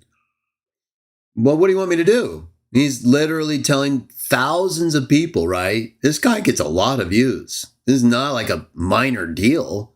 It's like, so when you rise, when you become more responsible, Amanda, and you influence more people, you know, your heirs are going to show up more. And how you handle that, who you're with, right? You're with Sam, okay? And you already are known for following his lead in demeaning people like me with lies and bad pictures. So now all of a sudden, I'm the bad guy because I'm taking issue with God logic and being harsh with him. Oh, yeah, of course I am. Why would I do that? Well, I just explained that, didn't I? So all of that plus he's lying and misrepresenting people and publicly deceiving people like Alex O'Connor. And then this whole Hebrew. So what am I supposed to do? Just be nice to him. So he's someone who's with Sam. He never put Sam in his place. And, you know, he's benefiting from Sam. He attacks the Muslims and makes it hard for me to talk to Muslims. He attacks my view of God and Jesus and the Holy Spirit. Says, you know, it's heresy. And he also supports lies Sam tells him about me and uses bad pictures to do so. So I guess I just see God logic a little differently than you, Amanda. And I do appreciate that you came here to defend him. That's what you should do. Hopefully my explanation gives you a little bit better perspective. I don't hate him, but I don't have the luxury of reading his heart. You know, I have to look you at, you're either a wolf, a sheep, or a shepherd. Sometimes you can be a little of both, sheep and shepherd, but you're usually one predominantly. When you're a wolf, you're just a wolf, right? To us, right? Maybe not to you. Maybe to you, he's a shepherd, probably. Okay, but to us, he's a wolf. He's lying about us and our views. So it shouldn't be like that big of a surprise. Am I harsh? Yes. I'm harsh with a lot of people who lie about me and my God and my Messiah and who basically tell everybody I'm a heretic and you can't. So, you know, this is the problem, right? Yeah, I haven't really I could have done this a year or more ago. I stayed focused on Sam though, because he's more relevant, but God Logic's much more popular now. And he was involved in this debate. And then he did this, the Hebrews 11 thing was what really made me focus on him because he put up that clip. He was very proud about the Alex O'Connor debate, and he should have been, right? Well, I mean, the way people reacted, the way the audience reacted, and the way even Alex reacted, yeah, I'd feel pretty good about that. But I wouldn't have lied to get that feeling, you see? Now, whether he lied, did he lie? I mean, so it's one or the other, right? I called him a dumbass. Well, if you think Hebrews 11:26 is talking about Moses being afraid of Jesus, you know, I think stupid, dumbass, when you're someone who's that antagonistic toward me in all those ways I mentioned, I don't think that's like so out of line. I think that's maybe you hadn't thought about it yet and it hadn't happened yet with God logic, right? People are more used to me and Sam or William going at it in ways. So God logic's now, so I've explained why he's in the mix and why this is happening. He's just a more innocent looking guy, Amanda. You can't be a taker of faces. The Bible says Yahweh is not like that. In other words, it's hard for us, that's true, right? Because we're meant to like look at faces. Yahweh does not do that. Just remember, everybody, there is not a face on this planet that could ever affect Yahweh. Now, you can appeal to him like Moses and others, and if he has a good option, he'll consider it and maybe choose it. He'll never look at your face and think, oh, I should feel sorry for you. No, he's going to look right at your heart immediately and your thoughts. He'll know them immediately before you can even get them all out. That's how immediate it is. Why do you think you're thinking thoughts at all? So, face doesn't matter. You know, I like these cookies. I told you guys about these cookies, huh? Yes, well, when the day comes and you guys deal with Sam and you keep them from being aggressive towards us and they stop lying and putting up terrible pictures and lying about me running when I didn't run, we'll be happy to treat you guys that same way. Until then, we're a minority who has to fight for our existence, just like the Hebrews coming in amongst all those nations, because you guys are attacking us. And now we're fighting back, and you don't like it, right? It's now what was I just talking about with non-sentuin, right? Pain. You see, Amanda? The pain of being wrong and having someone hammer you on that. That's meant to be that way to help people like God Logic knock it off, right? It's not like this is his first video or first attempt to defend his doctrine. He's been doing it a long time and I haven't said nothing really. But there comes a point, don't you think, where if you think someone is lying or really, really wrong, and they're treating you badly, you're like, hey, F this, right? I'm going to get you. I'm going to come out. You want some? This is how you're going to treat me? Okay. So I guess you're okay with it then. That's what I'm seeing. And people with me are seeing Sam, William, God Logic, Kelly a little. It's different. Kelly's a little bit different for me. I think he's more sincere. God Logic may be more sincere. I think he's still got, not as hardened as Sam or William, right?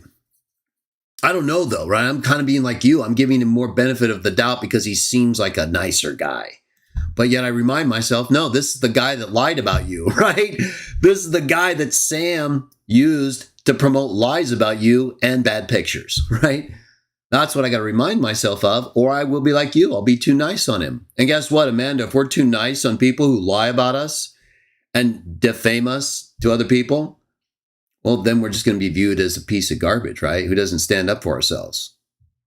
So, maybe all of us need to check ourselves a little. And if we want things to improve, then it's got to be a joint effort here, right? It can't just be, oh, well, Greg, if you're not as harsh with God Logic, he'll stop lying about you, right? No, that isn't working at all.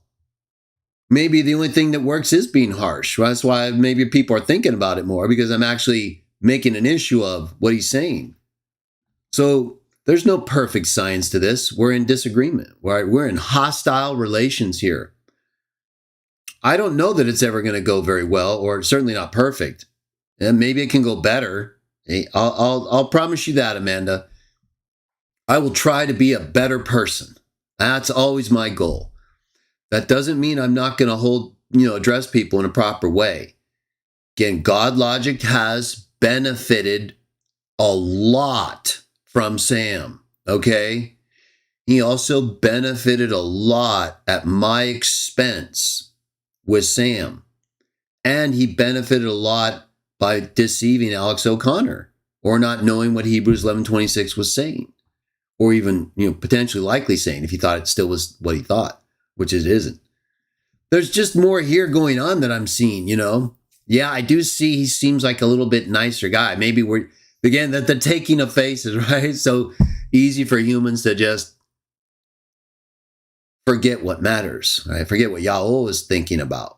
These guys are lying about you, right? These guys, none of these people, not God Logic, they wouldn't help me at all, right? How are they going to help me? They wouldn't help me. They think I'm a heretic.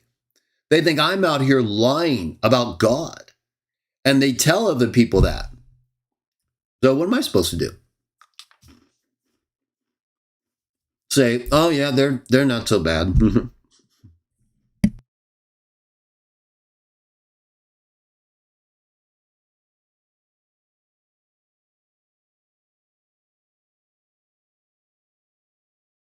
Maybe if William and Sam hadn't treated me so bad, right?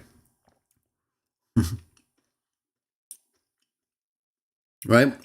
Why were they so mean to me? I came on there to talk to Sam about totally unrelated issues. William comes on.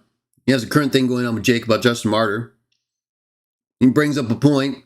We don't even have the text before us. And I misreference a text with a synonym that means the same thing, which he disagrees with and now probably agrees with because he's wrong. They freak out. Greg, you know, knowing Greek, you should know this, Greg. No, Greg, you should know that William just went insane. Where was the outcry and outrage on that, Amanda? Was that me and Sam are actually talking live, and it was not that bad. It probably would have gotten bad pretty quick, but at least it was happening. And then look what happened, right?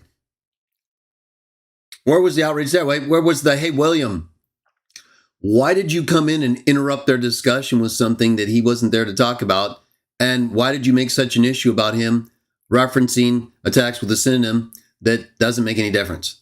Why did you make such an issue out of that and just go insane and accuse him of how he should know this and all that stuff? You know what I'm saying? And then Sam insulted me 5 times after that, right? Once William went on, it's just like the insanity. Once it was unleashed, it was over, right? It was wild. I even told him, I said, hey, I don't have to be here if you guys can be like this. And then they kind of backed off, and then they start all over again, right? No one cared. You guys don't care. Where was the video? Look, that's one of the videos God Logic lied about, that he ran with, and he put a bad picture up and made me seem like a retard, that I ran away. Cult leader ran away. And big bad Sam, chased him away, right? Yeah. So, I think, when you're on a team, when someone's on your team, it is hard. It's hard to see your team lose or get kind of, lose a point or, not have a good moment. That's not a good thing. No one likes that. I don't know what to tell you. I'm not the one. It's like what we were talking about earlier with God. I'm not the one making, if I make a mistake, like I say, I usually try to just admit it and move on. These guys can do that, but they're saying things in ways that are pretty wild, I mean, it's not just like a misreference and you're like, oh, okay, it says that. These guys are like determinedly, no, this has to mean that. There's no way it could be just an earthly king, right? Right? They're making like massive claims about this stuff. They're not just referencing something and making an error. I wouldn't make a big deal about that. If they said, no, I meant this, but I said that. That's nothing. That's not what they're doing, though. They're like, they're getting thousands of people, right? Excuse me. To think something that's not true. But they pretty easily could have either, found out or modified. So I do understand, though. It's good that I think you're doing the right thing, Amanda. That's what you should do. Stand up for your team. Just try to make your team a little bit more aware of the consequences when they make these kind of claims, Or don't get so pumped up, right? Don't act like it's like this so massive connection and there's only one other occurrence or there's only this. You don't have, that's like Wes Huff, right? Remember when we were talking about Wes Huff? He's a smart guy. Seems like a good guy in many ways. Maybe not in all ways, of course, but right. He didn't have to say that the Isaiah scroll, the great Isaiah scroll, is word for word the same as Masoretic text, right? And double down on it. He could have just said, no, it's really close. It's so close. We're like blown away. It's unbelievable, right? Could have said that. But he didn't. Instead, he said, it's word for word, word for word, word for word. Now, does that make Wes Huff dumb? No. Was he a dumbass for saying that? I think even he has said so, right? So just because someone's a dumbass, that doesn't mean like you're fully retarded forever. I've been a dumbass before. Ask my son. Sometimes I go around and say, I was retarded. because I did something dumb. So this isn't now, this is a little more public and serious, is religious stuff. But what I'm saying is, so, so Wes Huff does this, like a Wes Huff, right? He's got to live with that. And he seems fine. He's probably just internalized it and realizes he overstayed his case and whatever, right? That's the best thing. I think he could have handled it initially. You just could have admitted it faster and better. But at this point, it's like, okay, you were a dumbass there, but you're really smart most of the time. So if God Logic can do that, then he'll be fine. So you were a dumbass. Big deal. Well, it is a big deal until you admit it and we move on. But it happens. Okay, you made a mistake. Just the best thing is to move on and accept it. Right? Just say that. Say, I was a dumbass. And then we'll all laugh about it and move on. If you can't do that, what do you want us to do? You're taking it seriously, so we'll take it seriously. Okay. Well, that's all we can do. So I don't look down on people permanently because they're stupid at times. But it doesn't change the fact that we're stupid at times, right? So I have to call that out. But it's not like I think there's nothing this person ever does again or will do again or has done that's not stupid.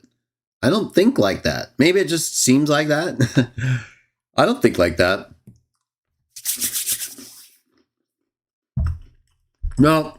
It was a little more concentrated on God Logic yesterday, right? Well, this is what we are. This is where we are. We're online and YouTube doing these. He does the same thing. Constant streams, videos, attacking people, calling them out. What does God Logic do? He shows up people all the time on his channel, right? Oh yeah, and he makes a big deal out of it. Muslim got hammered, right? And we can go to his channel and look, let's check it out. Let's go there. Let's just see what kind of videos God Logic has. I don't have a problem. Obviously I don't like a lot of these things. Like even I said with Kelly, right? I think everyone should watch Kelly's video on what he's going to say in response so we understand what he's talking about. Right? Now, listening to someone like Sam's a little different. There's benefit if you're a Trinitarian, and Sam's not valueless, but a lot of stuff he's not saying based on what he's actually read or heard, although he lies about that too.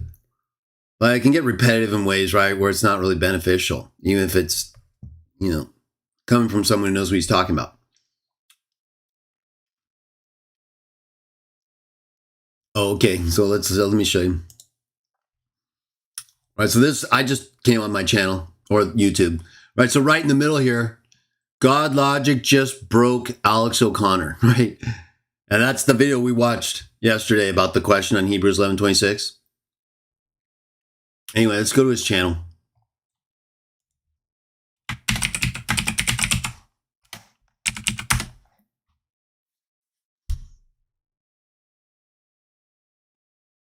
Should I subscribe to him?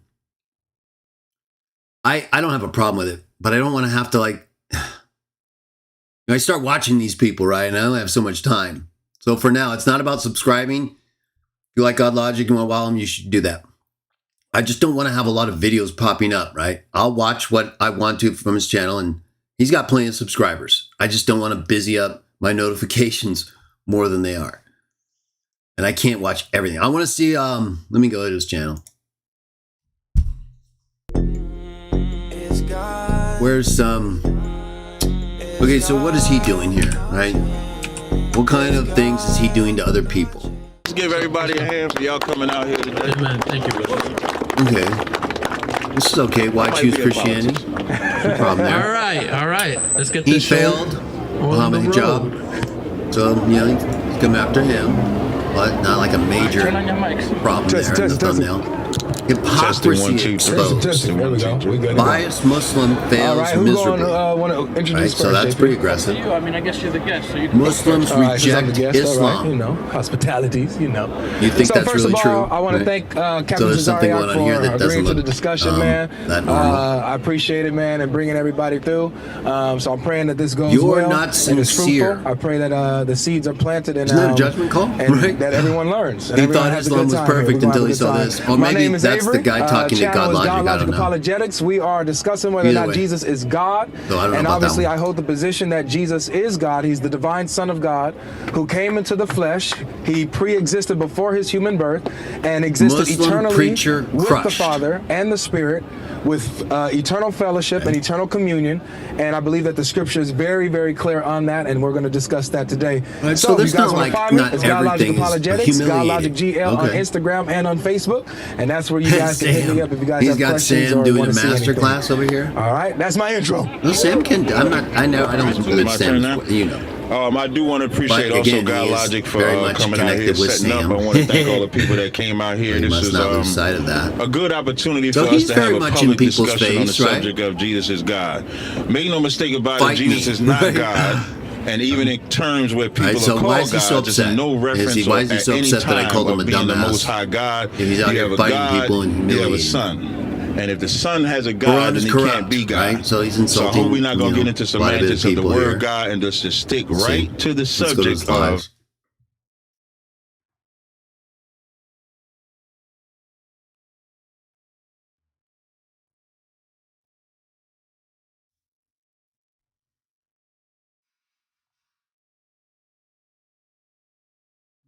Nothing really offensive on the lives I'm seeing.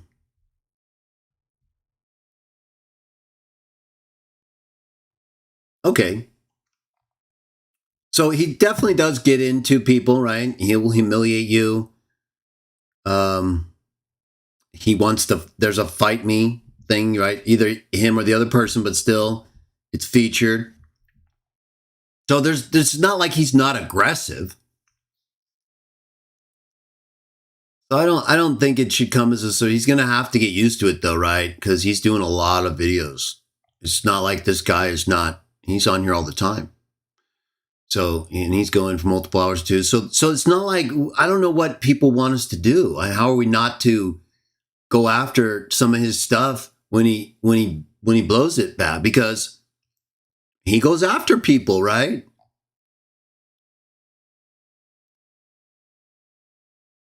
I think in the other videos we saw a few more that were aggressive than on these lives, but nonetheless, so it's not like we're dealing with someone who's like just trying to be peaceful all the time, is what I'm saying.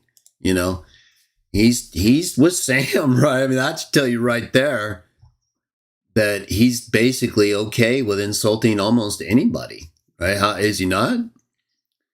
And why doesn't he tell Sam that then? Hey, Sam, I appreciate everything you've done for me, but you know, I can't appear with you in public anymore if you're just going to keep insulting everybody. I'm trying to reach these Muslims, right? Why doesn't he say that? Why doesn't he say, Sam, I'm trying to like convert some of these Muslims, but you keep insulting them. So if I appear with you, how am I going to convert them? You know? So see, when I see that, right, it's like I was saying the other day before I saw Jay Dyer recently, I refer to him negatively because of the same thing was saying. So it's no different with God Logic. I'm seeing him not deal with people like Sam when he should be, and in fact benefiting from him in pretty significant ways, right? It's not like a minor thing. This is someone who's pretty high up there and getting more popular, but you know, he didn't have to get involved with me. He could have told Sam no. Would have been hard, right? Because that's just the consequence. Once you decide you want to play Sam's game, he's going to taint you. He's going to use you. He's going to get you involved in his messes. And if you don't, he's not going to help you anymore. So you see, you play with the devil, you have to pay the price. Blessing of Yahweh has no pain with it, right? So either way,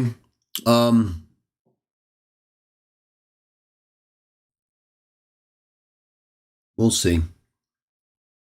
I have my reasons for being harsh on God Logic. I think they've been, it's not just me either, right? He's dealing with a lot of other people who believe like me on a more regular basis. And he tells them he's mean to them, right? I've had people like who are in my chat right now, George Lopez, who has relayed to me how God Logic has accused him of being dishonest in handling Psalm 102, which we dealt with yesterday, and which God Logic is dishonest over. He doesn't say what's true about it. So my associates who believe like I do are coming to me and telling me that God logic is, kicking them off their channel and telling them they're dishonest when they're just pointing out to him Hebrews 1 and the quotation of Psalm 1:2 in Hebrews 1 isn't what's in the Hebrew. That's just one example that George told me recently, right? So he's like Sam. And he doesn't look like Sam. He doesn't conduct himself like Sam. He's Sam. But who does Satan appear as? I'm not saying God logic is Satan. Right? I'm using an example of how we can be deceived, right? Yeah, you're looking at the person, but there's something else going on there. That's why when Satan appears as an angel of light, if you don't look past that light, you are going to be deceived, right? Because you're going to think, well, it's an angel. Right? Of course. So you have to even consider that. Oh, the devil will do it. Or at least if you believe like I do. So I know it is hard. We want to believe people. I think we were made to trust because we were made with the intent that we would trust people, that there would be honesty and cultivation of morality. But that's what Satan used to deceive people, right? So it works. It's easy to deceive people. It's a bad experience when we're wrong. Especially, I'm sure it is hard. Right? If you get up there high, you're popular, you're rolling along. I think in terms of apologetics for the Trinitarian side, God logic overall is doing pretty good. But, right, there are other levels that he's not ready for that I can see. So what are those levels supposed to do? Just let him keep teaching what's wrong as he's getting more and more popular, right? At some point, it's like with the pain, right? The checks have to come in. There has to be a balancing act because Sam's letting him grow unrestrained in these ways. No one else is telling him he was wrong. Why didn't someone else tell him, hey, before Stafford gets a hold of that, why don't you, it's not correct. Are they not listening to him? Are they not checking him out? Well, I guess not, right?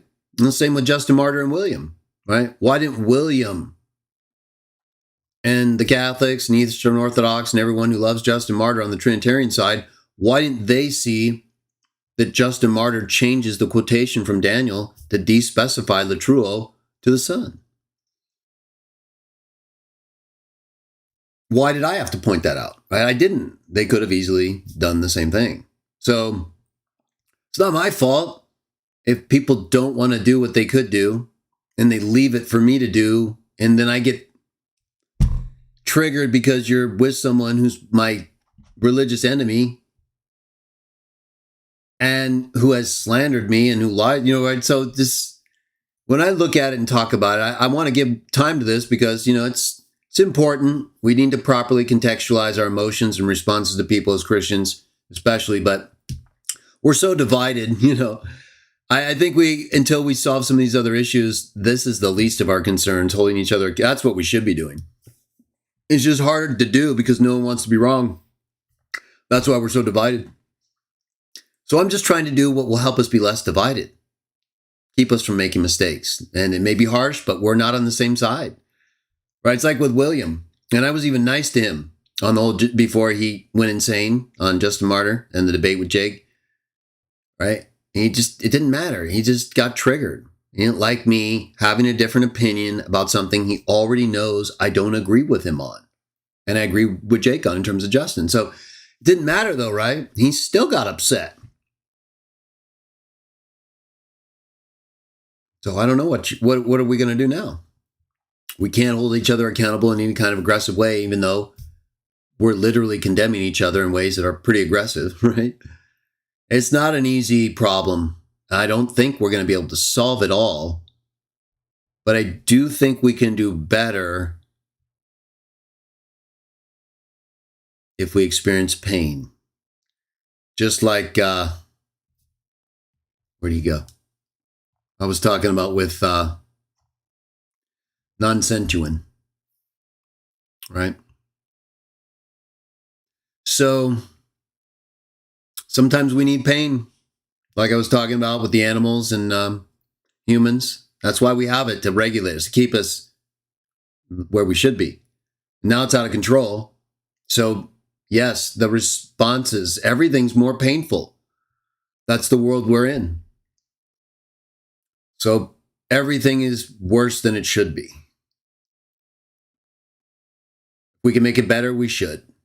But I don't know that it's that easy. So I will try. I always try, but I the second I start being nice again, right? The second I start thinking, okay, maybe we can just try to, then I get blindsided, right?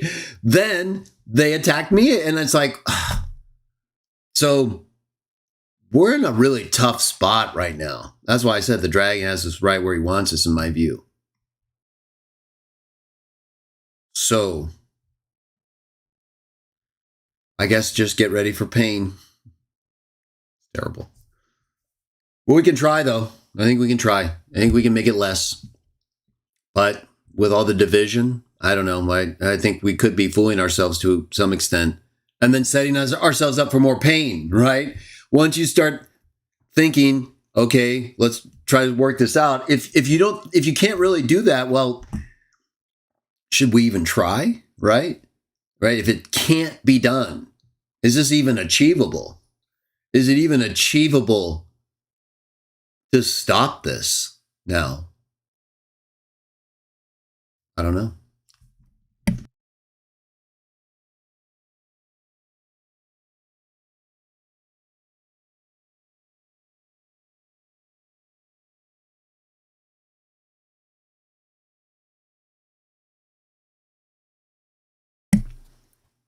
I don't know. What did you do?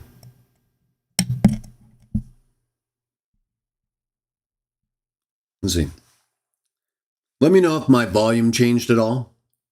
I don't think it did. It looks okay. But I did hit the volume control.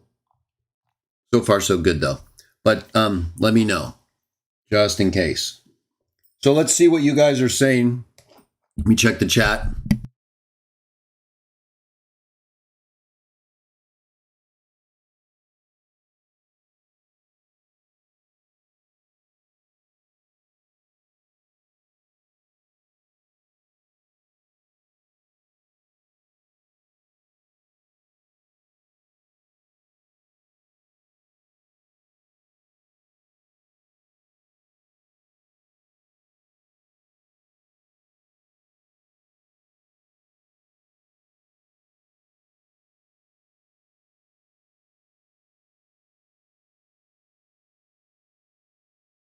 So I'm just taking a look at the comments here. It looks like George is talking about a lot of experiences with Avery. There's more there. Again, there's just, I can understand where people on his side would come to his defense. So it's not like we don't get where you're coming from, but hopefully you understand better why. This is a tough one, man. It's not something that's going to be easy for either side. We're just going to have to do the best we can, But we can try. Back to our Goosnob, I'm sorry. Good to see you. He says, as a Muslim, people like Avery just make me sick. He literally reacted to a Quran recitation video just to make fun of the reciter. What drives these people, right? So, okay. We just looked at his stuff, and I know he does do that at times. So it's not, he's doing his share of mocking and like his video, even humiliating, right? So he's down for this. Yeah, he's a grown man. He's capable of taking his share. We all have to at times. I've taken plenty of hits from Sam, right? I mean, this guy, for a long time, right? He was going insane. Says all kinds of things about me. And that's just what we hear, right?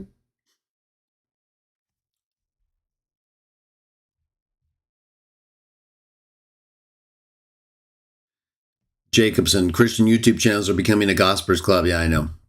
Well, I think it'll change as people,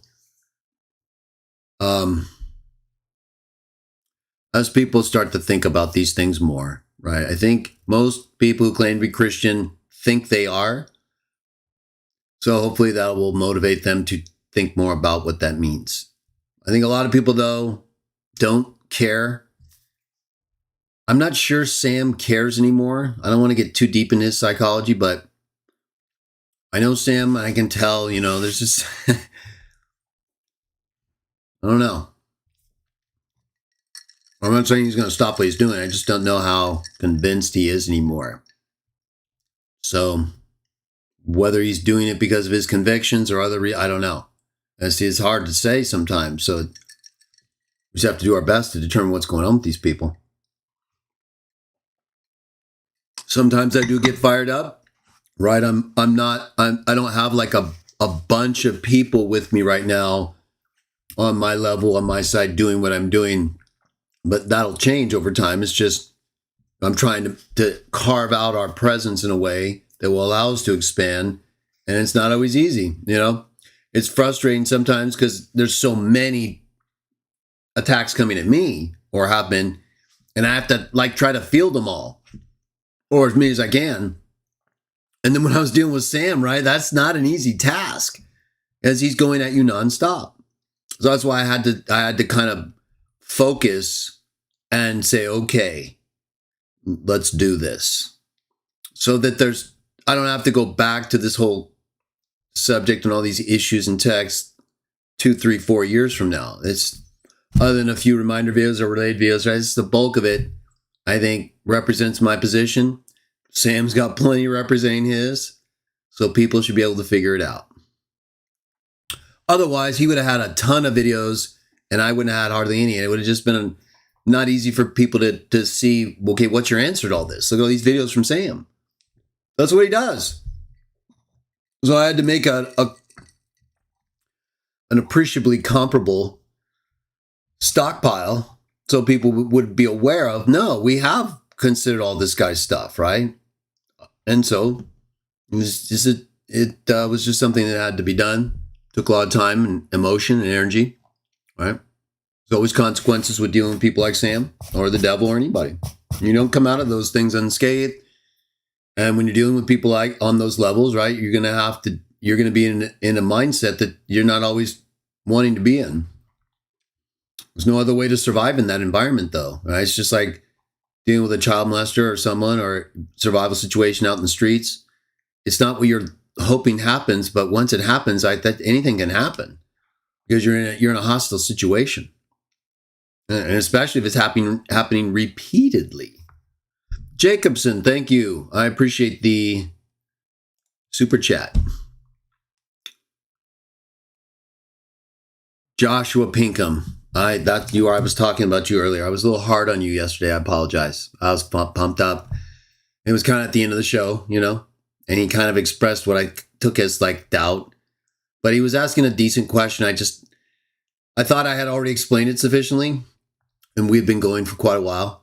So, sometimes I'm a human too, right? I don't always gauge your comments or questions or your position right? I do the best I can. So I do make mistakes there. Like I was talking about, there was a woman yesterday, Elsa Cootie, and I misread her comment. And I took it initially as hostile, but then I caught myself. But I had already kind of said, hey, Elisa, so it can happen. It's not a good feeling when you misread something or you make an error. But what are you supposed to do, right? Just collapse and die? No, just move on. Don't do it again. It's never good at the time, like the Bible says.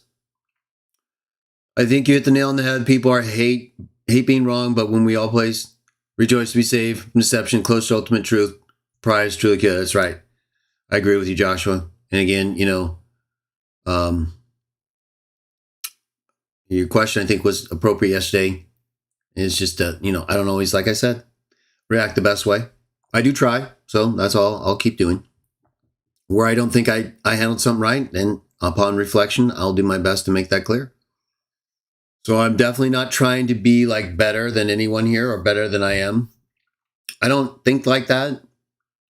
I know it can happen, right? I try to make sure I don't think more of myself, right? That never helps. I've never benefited from. I mean, anyone can come across that way, right? Because I do take these things seriously, and I do challenge people, right? So I can see where it might come across like I'm being a little bit more, I don't know, I guess at times maybe arrogant or prideful, but I'm just being serious, right? I'm just being confidently serious, and at times emotional when I'm dealing with, pigs and liars, people who are on that level, that triggering level that disrupts everything, like back to our set, right? So does God Logic have to go live and make fun of a reciter of the Quran if that's what he did? Does that help anybody? Right? Okay, well, if he's going to do that, then he shouldn't have a problem with me calling him a dumbass when he makes a stupid mistake, right? Well, you're going to make fun of someone reciting the Quran. So why can't we make fun of you for misquoting something or making an error about the Bible that you use to belittle other people's view? It seems like it's fair. You're gonna insult someone who's reciting their religious text. So why can't you be insulted for misciting a religious text?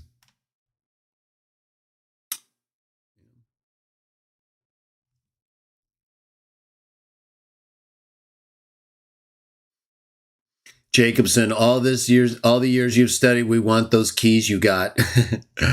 Hell, who does not want to change them?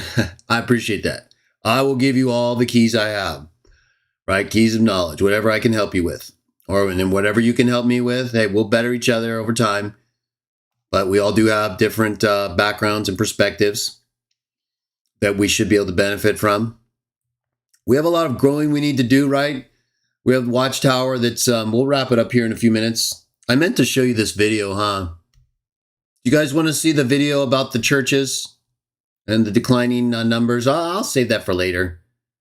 It's a video that shows there is a problem. Maybe I'll bring it up and just show you some stills of it. And then we'll conclude with that.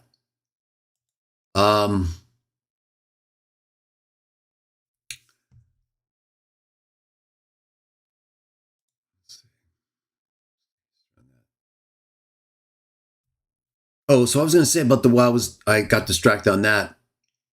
But I was going to say about with Watchtower. Oh, there was a question. Let me see what that was.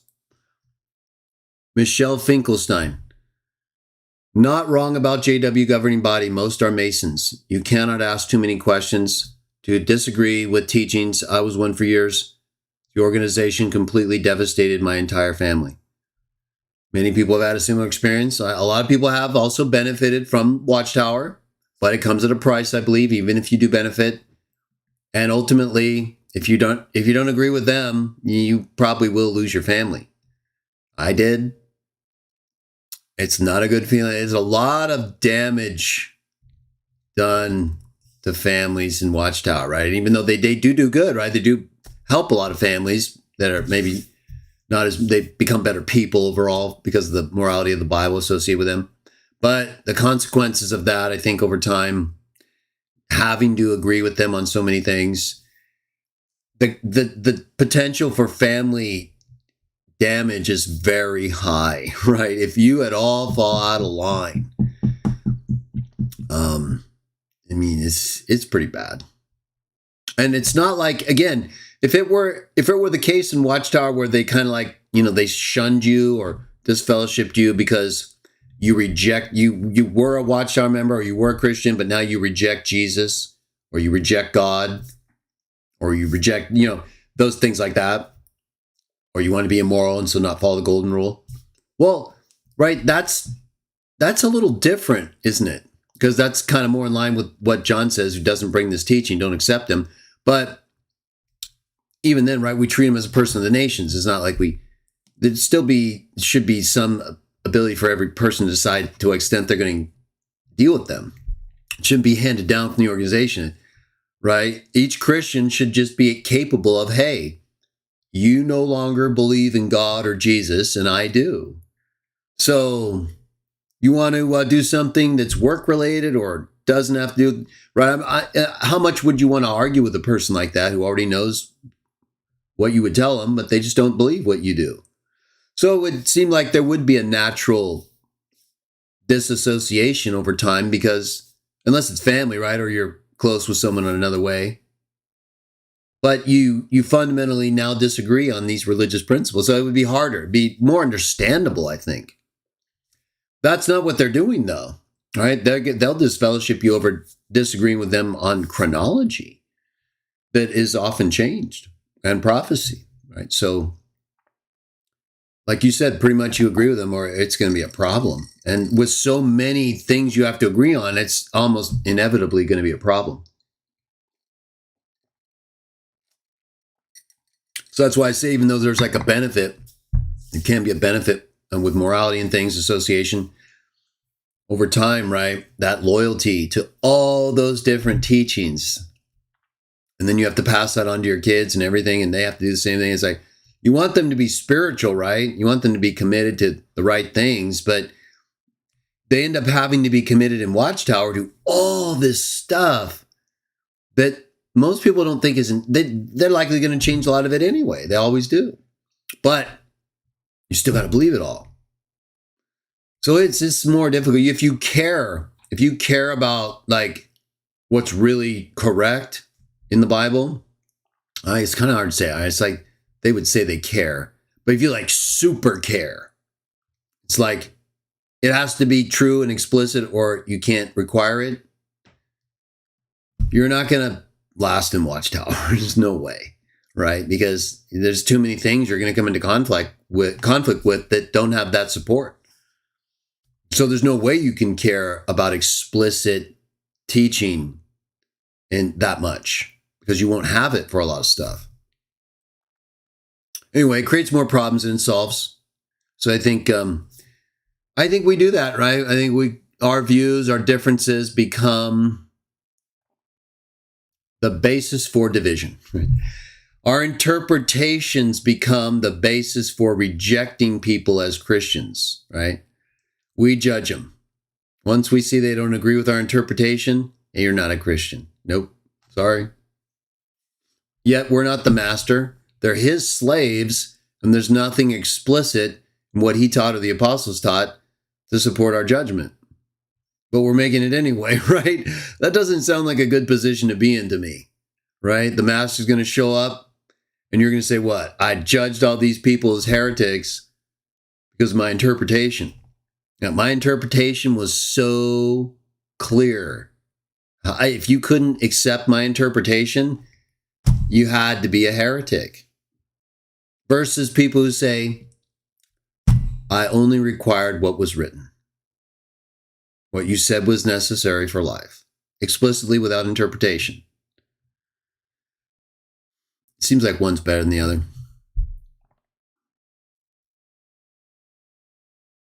Betsy, agree, we've all been through damage, but we are strong.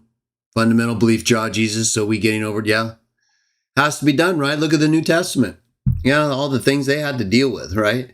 You had Paul out there condemning Peter and the Judaizers and not seeing anything very special about James or John when he was there, out there on his own, writing all these letters. But keeping them going, right? Keeping them from making errors in ways where even though it got really aggressive, right? Like with Barnabas and others, they didn't stop, right? They're just people. They're different people that the master used to get it done, to make sure enough was done and preserved so everyone would have the opportunity who was presented with the message to believe it. And those that didn't, like Paul says, they're a lot of themselves and they'll be judged accordingly. Let's see if we got anything else here and we'll wrap it up. We've been going for how long? Almost 3 hours. I wanted to keep this lower than 3 hours. To me, I was hoping for 2, but we had a pretty good little like discussion there on the pain thing. That was pretty good. I'll listen to that again and maybe clip it if it came up, if it was as good as I recall saying it, and will be helpful on that question of pain and suffering, something like that. So, but I don't want to like go over 3 hours here after that 6-hour video yesterday. And then we're going to do another live at some point, probably this week. Finish off that whole John 10 thing with Sam. Don't worry, Sam, I'll be nice to you. But, Well, yeah, same. Just be myself, right? I'm nice to Sam. He's still a pervert and pagan, right? And he knows he's fat. So it comes out when I say the truth, right? I know it sounds like, whoa, but that's just because we don't do that. And as a consequence of not keeping each other in check, people get fat, right? Or people start doing things and we're not keeping them in check. We're not giving them the pain of correction, right?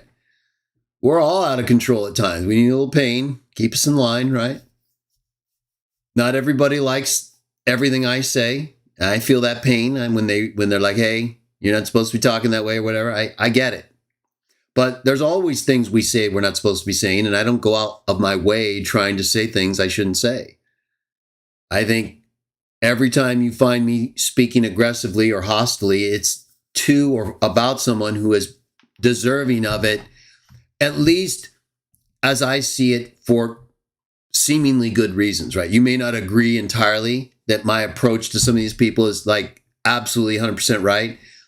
But there's definitely, if you look at when I'm hostile to people, it's always with something like that in mind. Someone who's clearly there's a major problem here. Like the people we've been talking about. They're either lying and misrepresenting a lot of people. They're either attacking everybody and their mothers and different religions and making it impossible for us to be effective while lying about us, right? There's a lot of environmental factors that go into these some of these moments here, live, these where we just express ourselves. And I've learned to just be myself. I don't think I go so far. I think recently I've been more expressive, but I've just kind of been letting it out more. Kind of just feeling the freedom of being more, descriptive against some of these wolves. It's not like I'm pumped up about being that way. I just think it fits. And I don't like pretending. So if I really feel that way, I try to filter myself. But if I think my object and the subject is appropriate, and I do, right? So when I'm dealing with certain people, I really feel that way. Right? If I saw someone being molested or attacked, the feeling I would have would be exactly like that. No different, just the circumstance. So I'm not pretending, I'm not like getting up here. I start to realize what's going on and who's saying what and what the significance is. And I get like pumped up. I'm like, these guys are liars, right? This guy's deceiving people. See, that's what it's coming out like, because that's what I'm feeling. I'm thinking about the effect that what this person's saying is having on me, everyone I'm talking to, the world, right? So it's like, this is a big deal, right? It's going to damage people if it's something like that. I don't just start going crazy on people who don't rise to that level. So I'd like to see where I'm unnecessarily harsh to someone, right? You may think I'm harsh, but is it unnecessary? Think about what I'm addressing and you tell me. Like we talked about God logic earlier, Amanda asked. I can see where you would ask, but I think, once now you see where I'm coming from, it adds more perspective, right? Yeah, I totally see where you're coming from. I can see why you would think I am being harsh on him.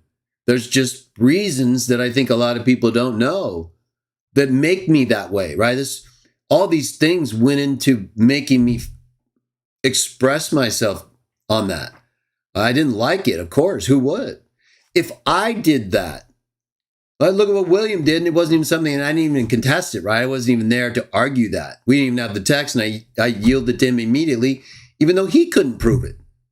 So you see, I don't create those kinds of situations where I dig myself in unreasonably, right? If I can see I don't know or I was wrong, well, okay, that happens. I've been more right than I've been wrong, and learning something new is not like the end of the world. But some people act like it is. So, I don't know. I guess it's just perspective, right? What's the name of Kelly's channel? Berean Perspective, right? Yeah, the right perspective. Okay, the last question here, because we're almost at the 3 hours. Michelle Finkelstein asks, Why would Satan not think he was doing evil or badness if he knew it was not the ways of Yahweh?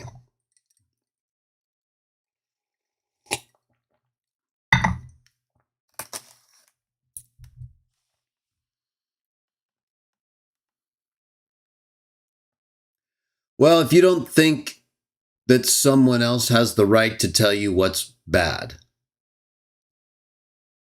and you convince yourself that you have the right to direct your own actions without anyone else telling you what to do, I could see where Satan, if he did, right? We're assuming this is his thinking, but since he is someone who he proceeds according to his own disposition, Jesus says in John 8. So if he just genuinely thought, hey, I can decide on my own what's good for me. I don't need to do everything you do or you tell me. So I'm just going to do what I want and I'll be fine. You know, maybe he just started thinking, I'm sure these beings are higher than us, right? So their minds are like, well, like God. So the stakes that they're thinking would be much more significant to them, right? Their authority, their choice making. Look at down here, right? Like look at feminists or homosexuals. Look at the things people legitimately believe today are okay. There's nothing wrong with sodomy or trying to be a man if you're a woman or whatever. Or having equality even though we're supposed to be serving each other. Either way, right? They think that's good. The homos usually, even though it should be obvious, right? They still will tell you, no, it's love. It's good. There's nothing wrong with it at all. Oh, well, what's that blood coming out of your rear end, right? Oh, so, but the point is they don't think there's anything wrong with it. Essentially. Feminists, they don't think there's anything wrong with what they're doing. So I don't think it's necessary that Satan would have to believe what he was doing contrary to Jah's evil. I think he probably thinks it's at some point, initially, probably, he thought, no, this is the right way. Usually that's what people think. No, I'm going to do my own thing. No, this is right and you're wrong. Maybe he just thought, hey, I don't like being like this. You know, I want to be bad. You know, I want to be opposite. We don't know. We don't know how he was, coming to that point. But I imagine he probably thought he had the right to determine what to do on his own, even if it wasn't what Yahweh would do, right? Probably at some point he started to question that, right? That's what he kind of essentially put into Eve's mind. Well, God knows you're not going to die. He knows when you eat from that, you're going to live forever, right? So he clearly was thinking in a way that didn't involve Yahweh's will. So I think he just thought that if he could get control of humanity that way, through his deception, knowing Yahweh the way he did, that there a lot depends on choices and authority and what you cause to happen, right? So in causing those humans to choose to follow him, he didn't force them to do that. He just suggested something. No, you won't die. He knows when you eat that, you're not going to die. You're going to be like him. That's not forcing anyone to do anything. He just put it in their mind. But because they chose to do it, see, he could say, they chose to do it.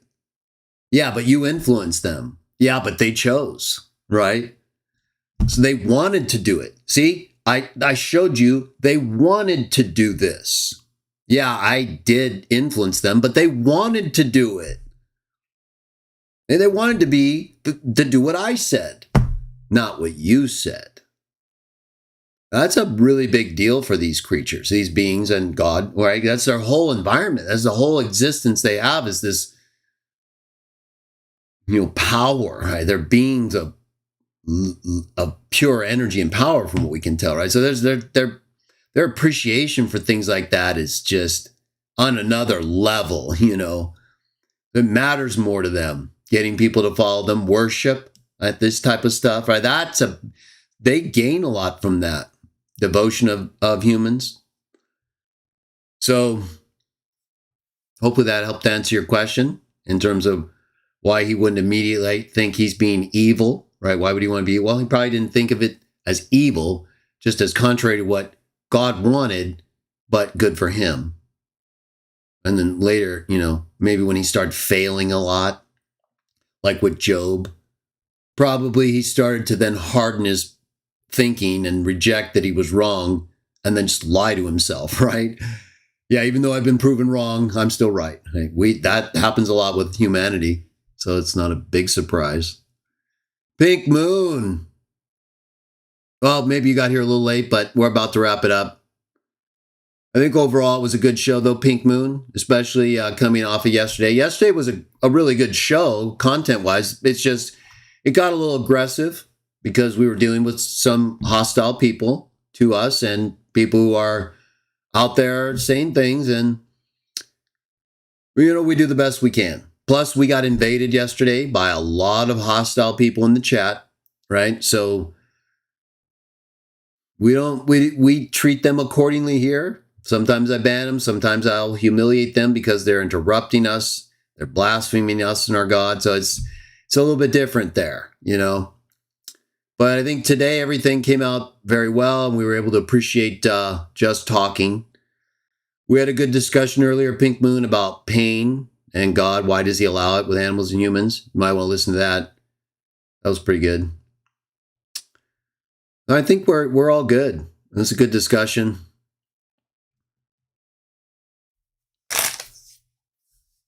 So I think 1 Peter 1:11, is that a Granville Sharp's rule? Oh, wait a minute.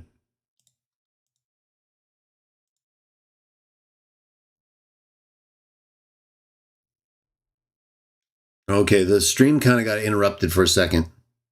I apologize. So, Joshua, you're asking about NWT in 1 Peter 1:11. I think that's a Granville Sharp's issue text. So the best thing to do would be, I do have a video on my channel, the most recent on that subject, of all texts that relate to the Granville Sharp's rule. And if that's what you're asking about, then just type Granville Sharp on my channel and that video will come up. The sharpest rule, Sharp's rule, sharper rule, and sharpest rule. That'll give you the most up to date. I am going to do more in writing on that in the future. But I would encourage you also to get the digital version of Jehovah's Witnesses Defended, the 2nd edition with the black cover. There's what's called an excursus, like a separate chapter from the main chapters in the middle of the book, that deals in detail with the Granville Sharp rule and the Sharper rule and all of the New Testament constructions, including I believe the texture sign that's part of that, 1 Peter 1:11. So definitely get the digital version. You can get it on Amazon or at the Elihu Book site for like $14. The digital version of the 2nd edition, okay? There's very important Granville Sharp kind of chapter discussion in there. And then look at the latest video on that on my channel. So hopefully that'll help you there. If you have any other questions, though, Joshua, let me know. And it looks like everyone had a good time. So we'll end it there. Hope you all had a good time. We'll be back sometime during the week, probably for part 3 on the John 10 White debate with Sam. Let's just finish it off. And then we'll go from there and see what else comes our way. With that having been said, I hope you all enjoy the rest of your weekend and the rest of your week. We'll be back next week and maybe during the week, but we'll try to keep regular with our discussion shows. Sometimes I get busy, but I'll do my best. Until then, may God bless you in Jesus' name.